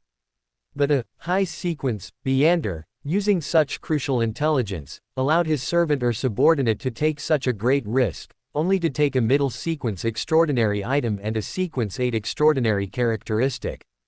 This should be the funniest joke he had heard this year. Conrad analyzed, perhaps that extraordinary item is of extraordinary significance. He said, oh, and the divination result is that the person who stole the extraordinary characteristic is a local Beander force. However, all divinations concerning the powerful being on the throne have failed without exception. It seems a new powerful being has appeared in the South Continent, and the power in Anthony's territory will be reshuffled, Castor said. Since the loss isn't significant, let's not clash with the local Beander organization. Hurry and collect the spoils of war, we'll retreat as soon as possible. Fortunately, this powerful being held no ill will towards them. With the strength he displayed, if he had wished, most of the mercenary team would have turned into extraordinary characteristics in the South Continent. The next morning, Hobert felt his soul and spirit had recovered well. He went to the law firm, sat for a while, then went out to visit clients. He planned to rent a house in the nearby streets this morning. His wealth had now returned to over £70, which did not include the dividends from the 2 spoils of war and the remuneration Mr. Robin had promised. As for what kind of house he wanted, he had already thought it through, preferably a 2-story townhouse, which would provide enough space for rituals without being noticed by neighbors. And it would be best if it was near the law firm, so he could rest nearby when he occasionally worked late. He walked around Blanca Street and then the adjacent streets, and quickly found 2 good rental houses. Following the information on the rental notice, he easily found the landlord living nearby. After comparing the 2 rental houses, Hobert chose the townhouse at 192 Blanca Street. The structure of the house was similar to the popular 2-story townhouses. The first floor had a living room, kitchen, dining room, and a small storage room. Upstairs were 3 bedrooms and a washroom with a bathtub. The area was also quite large, equivalent to a 3-bedroom, 2-living-room apartment in Hobert's impression. The annual rent was £52. Hobert rented it for half a year, paying £26 in rent, which reduced his usable savings to £48, 1 sous, and 6 pence. The newly rented house was very close to the law firm, about a 15-minute walk. Hobert had lunch at the firm. Since he hadn't received any mail from the mercenary club, he genuinely went out to visit clients in the afternoon. The client he was visiting was one of the cases Barton lawyer had given him last week. Mr. Barron from a suburban farm had written to request legal assistance from the law firm. Following the address in the letter, Hobert took a rented carriage to a farm in the suburbs. The repeal of the grain laws had bankrupted many small landlords and self-cultivators in ruin, but that was only the fate of some. Many farms in the suburbs of Backland had survived, including Mr. Barron's. Mr. Barton owned several hundred acres of land and employed over a dozen farmers to work for him. Additionally, Mr. Barton had built an impressive villa on his property, indicating his financial situation was quite good. In the farm's stable, Hobert found Mr. Barton grooming his beloved horse. He appeared to be in his 30s, tall and strong, with the 2-pronged mustache common in the Ruined Kingdom. Mr. Barton warmly received Hobert, put down his work, and invited Hobert to the living room for tea.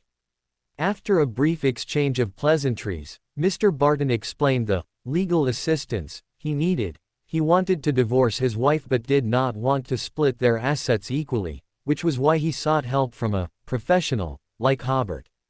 In Ruins, marriage law, if a wife initiated a divorce, she would not receive any assets, and often only half of her dowry. However, if the husband initiated a divorce, the wife had the right to claim half of the assets.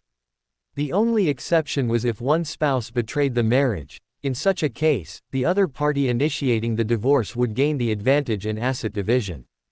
Hobert cursed the scumbag inwardly, but a gentle smile appeared on his face. I understand. You wish for your wife to initiate the divorce. There was no other way, this was his job. After all, Mr. Barton was his client.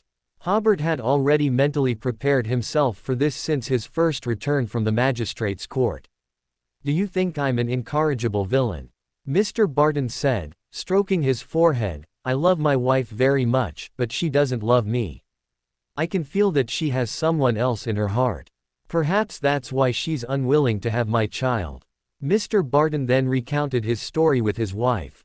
His wife, Penny, had come to the farm as a female worker 8 years ago. At that time, the teenage Penny was very cheerful and lively, which left a deep impression on Mr. Barton. At that time, Mr. Barton still had a happy family, but in the summer 6 years ago, his wife died of an illness. Barton was heartbroken for a long time, taking 1 or 2 years to recover from the grief of losing his wife.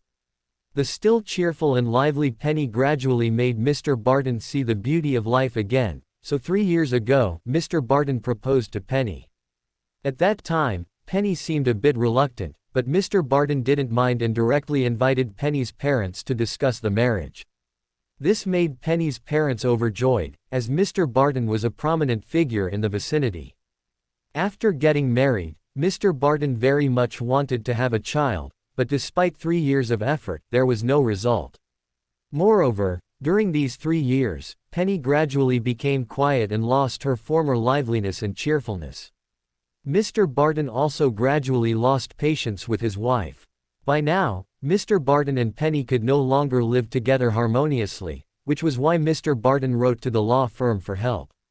After hearing the story, Hobert did not know whether to praise Mr. Barton's courage, because in the current era, when a master forced a maid or female worker to serve him, they would usually just give a sum of money to send them away. The marriage between a master and a servant required great courage, both from the master and the servant. From this perspective, Mr. Barton indeed loved Penny very much, but in this marriage, no one had asked for Penny's wishes. Hobert pondered for a moment and then said, Mr. Barton, my suggestion is that since you still deeply love your wife, why not give her some assets to sustain herself, or a sum of money, upon divorce? This would both establish your good image and avoid many troubles after the marriage. I have that intention, Mr. Barton said. I plan to give Penny the wool processing workshop. The workshop's profits are enough for her to live a comfortable life. Hobert understood that he could give some assets, but not split the family assets equally. He said, if you are willing to hire me to handle this matter, I will speak with your wife. Mr. Barton hesitated for a few seconds before saying, all right, Mr. Hobert, this step must be taken. I am willing to hire you as my lawyer to handle this matter for me. As for the remuneration, I have already discussed it with Mr. Barton in the letter. Hobert nodded. Mr. Barton was willing to pay a commission of £10 for this matter. This commission sounded small, but that was because Hobert's legal career had a high starting point. Most commissions for retainers were between £10 and £20. For cases like Mr. Barton's, a certain percentage of the retainer fee would only be charged based on Mr. Barton's assets if it became absolutely necessary to resolve the matter in court. The barrister Mr. Barton would naturally not personally handle such small retainers. Even the correspondence with Mr. Barton was handled by Mr. Barton's assistant. Hobert had prepared the standard contract when he arrived. After both signed the contract, Hobert asked, may I ask where Ms. Penny is now? Mr. Barton no longer had the hearty smile he had in the stable. He forced a slight smile. She went back to her parents' house today. Every so often, she goes back to her parents' house for a few days. When she returns, Hobert, however, said, I'd rather go to Penny's parents' house to talk to her. Talking to her when the two were separated was the wisest choice. However, Hobert looked at his pocket watch. It's a bit late today, and it's not very suitable to visit Ms. Penny. Please give me Ms. Penny's home address, and I will visit tomorrow morning. After getting the address, Hobert stood up to take his leave. As he had imagined, he walked a long distance before finding a hired carriage. More than 2 hours of the entire afternoon were spent on the journey. The only thing to be thankful for was that this was a law firm retainer, and the law firm would reimburse the travel expenses.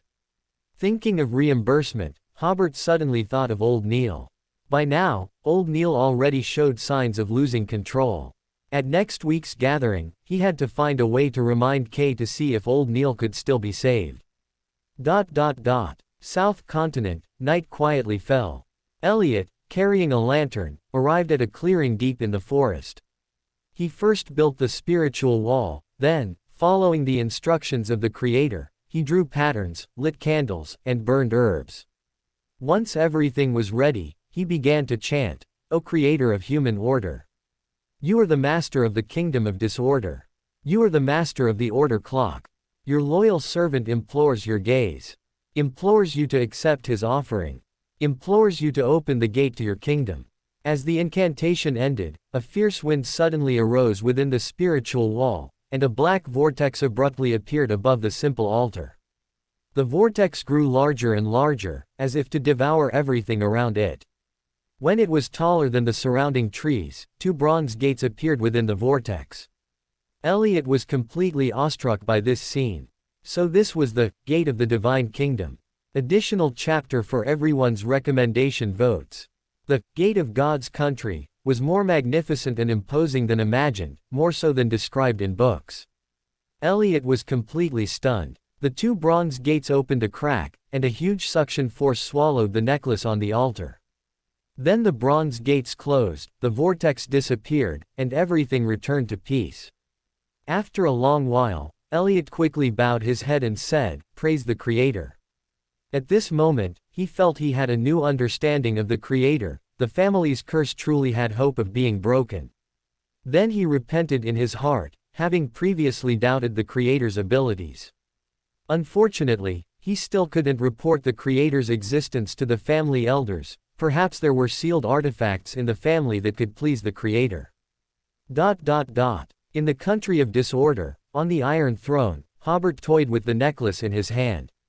The necklace was silvery, with an inverted triangle as its main body, and in the middle of the triangle was a sapphire-like crystal, seemingly with a power continuously circling within it. Using the country of disorder's authority, he had already understood the necklace's abilities and negative effects. The first ability was that the necklace could be used for telepathy, even with living beings. The second ability was highly sensitive spiritual vision. As long as the necklace was worn, one could see all undead creatures, easily find their weaknesses, and effectively communicate with nature spirits. The negative effect was that prolonged wear would gradually turn the holder into a living corpse without emotions, thoughts, or vital signs, so for every 12 hours of wear, it needed to be taken off for 3 hours of rest. Hobert placed the necklace on the armrest of the Iron Throne. The negative effect was quite easy to avoid, making it a relatively practical extraordinary item. From now on, he wouldn't need to pray to the Black Knight Goddess for help when performing telepathy. However, with his Sequence 9 spirituality, using this necklace would probably only be enough for one telepathic attempt. Wait, Hobert suddenly thought that he could place the necklace in the country of disorder, then pray for his own power, and then on the Iron Throne, mobilize the country of disorder's spirituality to use the necklace, and transmit the telepathic ability to reality. Theoretically, this was possible. He needed to find an opportunity to test it. Next was to name this extraordinary item.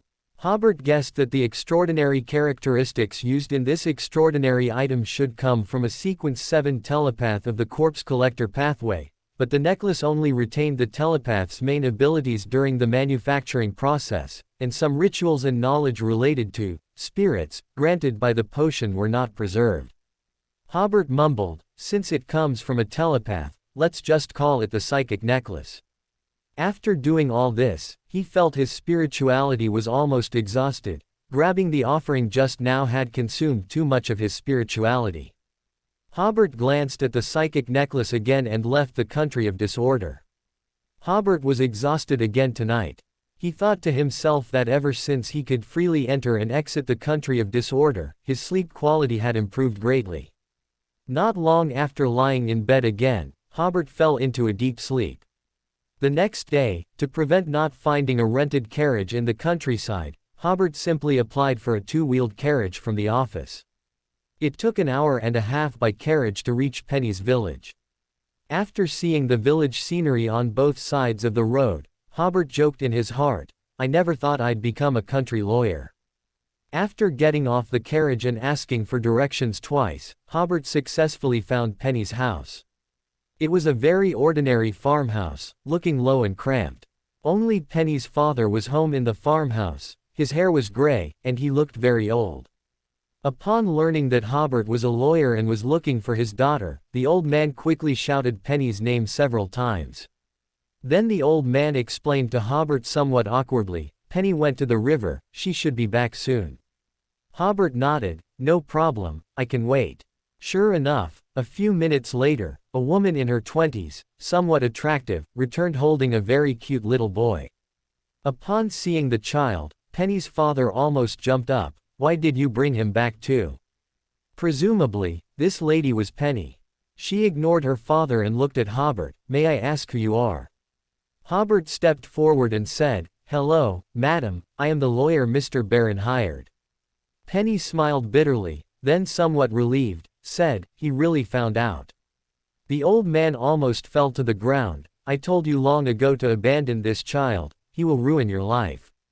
The child was playing with the flower garland in his hand and paid no attention to the adults' conversation. When Penny looked at the child, her eyes were full of tenderness. "But he is my son, who could bear to abandon such a little angel?" Hobert felt as if green grass had grown on Mr. Barron's head. If that were the case, things would be easier to handle. Just as he was about to speak, he noticed something was off. "How old is this child?" Penny said, "A little over 4 years old." "So, this is not the child you had with Mr. Barron during your marriage?" "Yes, Benny was born before Mr. Barron and I were married." Hobert thought about it and agreed. Otherwise, 10 months of pregnancy would likely not have been hidden from a spouse. But a new problem arose. Why hadn't Penny conceived Mr. Barron's child in the past 3 years? Hobert pondered, then pulled out documents from his bag and checked them. Indeed, Mr. Barron had been married to his previous wife for 5 years, and they also had no children. He asked Penny, "If it's convenient, could you tell me about this child's origin?" Penny was silent for a few seconds before saying, "All right, some things always need to be known." So Penny told her story. 5 years ago, a young man came to the farm. He was hired by Mr. Barron to prune fruit trees. This young man was sunny and handsome, and he quickly fell in love with the young and beautiful Penny. On a dark and windy night, the two secretly tasted the forbidden fruit. Not long after, Penny became pregnant. When the young man learned the news, he swore he would marry Penny and take her home, but the next day, he disappeared without a trace. Penny inquired for a long time, searched for a long time, but could not find the young man. Her belly grew day by day, so she had no choice but to go home and give birth to the child. Originally, she thought that working and raising the child would make life beautiful, but Mr. Barron insisted on marrying her. Penny was afraid that Mr. Barron would become enraged and harm the child if he knew she had a child, so she dared not tell him the truth. Penny's parents, to facilitate their marriage, tried their best to conceal this matter. The long-term concealment made Penny always feel indebted to Mr. Barron, so her smile became less and less frequent. Hobert smiled. "This significantly reduces my guilt. In the blink of an eye, there are already 300 recommendation votes. Thank you all for voting, so I'm adding an extra chapter as a small token of appreciation. Oh, hollow down pointing triangle D." Hobert asked Penny, "Ms. Penny, for your future with Mr. Barron, I must confirm, do you intend to divorce? Please answer seriously." Penny thought for a few seconds before saying, "I am very grateful to Mr. Barron, and I feel deeply guilty towards him. I can only say I don't dislike him." She gave a bitter smile and said, "Although that family isn't what I wanted, and Mr. Barron has been temperamental for the past year. I can feel Mr. Barron's respect for me. Who would want to end such a marriage? I understand, Hobert said. Madam, if I may be frank, your initial concealment was destined to sow the bitter fruit of this marriage today. Additionally, I think Mr. Barron should know the truth. Also, please end this marriage that has brought unhappiness to both of you. There's no point in continuing it. I know, Penny said, looking at her child with some worry. But, however, she was born into an ordinary farming family and had no ability to protect this child, so she was afraid that if Barron knew the truth, the situation would completely spiral out of her control. Hobert comforted her, "Trust me, madam, we are all adults. No one will harm a child, and Mr. Barron won't either." He said, "Although Mr. Barron needs to know the truth, it must be done in the right way. You cannot bring the child directly to Mr. Barron. It is best if I inform Mr. Barron of the truth." Although Penny was meeting this young lawyer for the first time, and theoretically they should lack trust, after hearing his words, Penny felt he was very convincing and that it was indeed the best method now. If Penny were to bring the child to tell Mr. Barron the truth, it could easily anger Mr. Barron. "You're right," Penny said. "But you must protect Benny's safety." Hobert said sternly, "I assure you, this is a matter between you two adults and will not affect the child." He said, "I think the sooner this matter is handled, the better. There's a law firm carriage at the village entrance. How about we take Benny and leave immediately?" Penny hesitated for a moment, but soon her eyes became resolute. "Okay. Wait." Penny's father suddenly cried out to Penny, "Child, what if Mr. Barron gets angry? What if he—" "Father," Penny smiled, "this might be my destiny. Since I can't change it, I might as well actively embrace it." The old man shook his head. No, I can't let my little Penny at home get hurt. I want to go with you." After speaking, he found an axe and tucked it into his waist. Penny was about to dissuade him, but Hobert smiled and said, "You can, but please hold on to this axe carefully so you don't scratch the carriage seats." Penny said with some concern, "Lawyer." Hobert smiled and said, "You should understand a father's concern, just as you worry about Benny." In fact, he suddenly recalled his own father from the Ad era. If he were to cause an unsolvable problem, his father would probably do something similar to what this old man did. After getting back on the road, the carriage became a bit crowded, as it was only a two-wheeled carriage, but now it carried 3 adults and 1 child. Benny seemed to be riding in this kind of carriage for the first time. He sat on Penny's lap, asking questions curiously. When he learned that Hobert was a lawyer, Benny's eyes widened and he asked Hobert, "Are you like Apton, who is very good at arguing?" "No," Penny said. "This uncle is a real lawyer." She smiled and explained to Hobert, "Apton is a young man in the village who always likes to debate with anyone he meets. But strangely, he's very eloquent and has never lost a debate or argument." Some people jokingly said it was a pity he didn't become a lawyer, and gradually, lawyer became his nickname. But he doesn't seem to like this nickname very much. Once I saw someone call him lawyer, and he turned pale with anger. The more Hobert listened, the more something felt off. Has this young man named Apton been so eloquent since he was little? Apton's behavior was very much like a lawyer. After Hobert took the lawyer potion, he would also unconsciously argue with others. When Hugh's unintentional reminder made him notice this, he tried to avoid arguing with others to avoid exposing his extraordinary abilities and extraordinary pathway. Perhaps Apton didn't dislike the nickname, lawyer, but rather it was the name of the potion he had taken. And he wasn't pale with anger, but rather pale with fear after a group of ordinary villagers exposed his secret. "I don't know," Penny said. "Apton and his mother moved here 5 years ago. They seem to be very wealthy and bought a lot of land. Look, that house is their home." Hobert saw a 2-story house with a pastoral feel, which was definitely a mansion in the countryside. He guessed that Apton was very likely a wild lawyer, so he chatted with Penny about Apton's family and learned that Apton's father had passed away 10 years ago, and Apton's mother had always been in poor health and also passed away last year. Now, Only Apton and a male servant lived in that large compound. After learning this information, Hobert already had the idea of finding time to investigate. He didn't intend to harm Apton, he was just very curious about where Apton's potion came from. The carriage traveled for more than half an hour and arrived at the entrance of Mr. Barron's farm. Again in the stable, Hobert saw Mr. Barron bathing a large white horse. From this chapter to chapter 50, the plot has undergone a complete revision, with some plot points deleted, so this chapter has fewer words than other chapters. For more thrilling fanfiction stories like this, check out my channel Fanfic Audiobook. Dive into epic adventures, mysterious realms, and legendary journeys brought to life through immersive storytelling. Don't forget to like, share, and subscribe for more amazing audiobooks.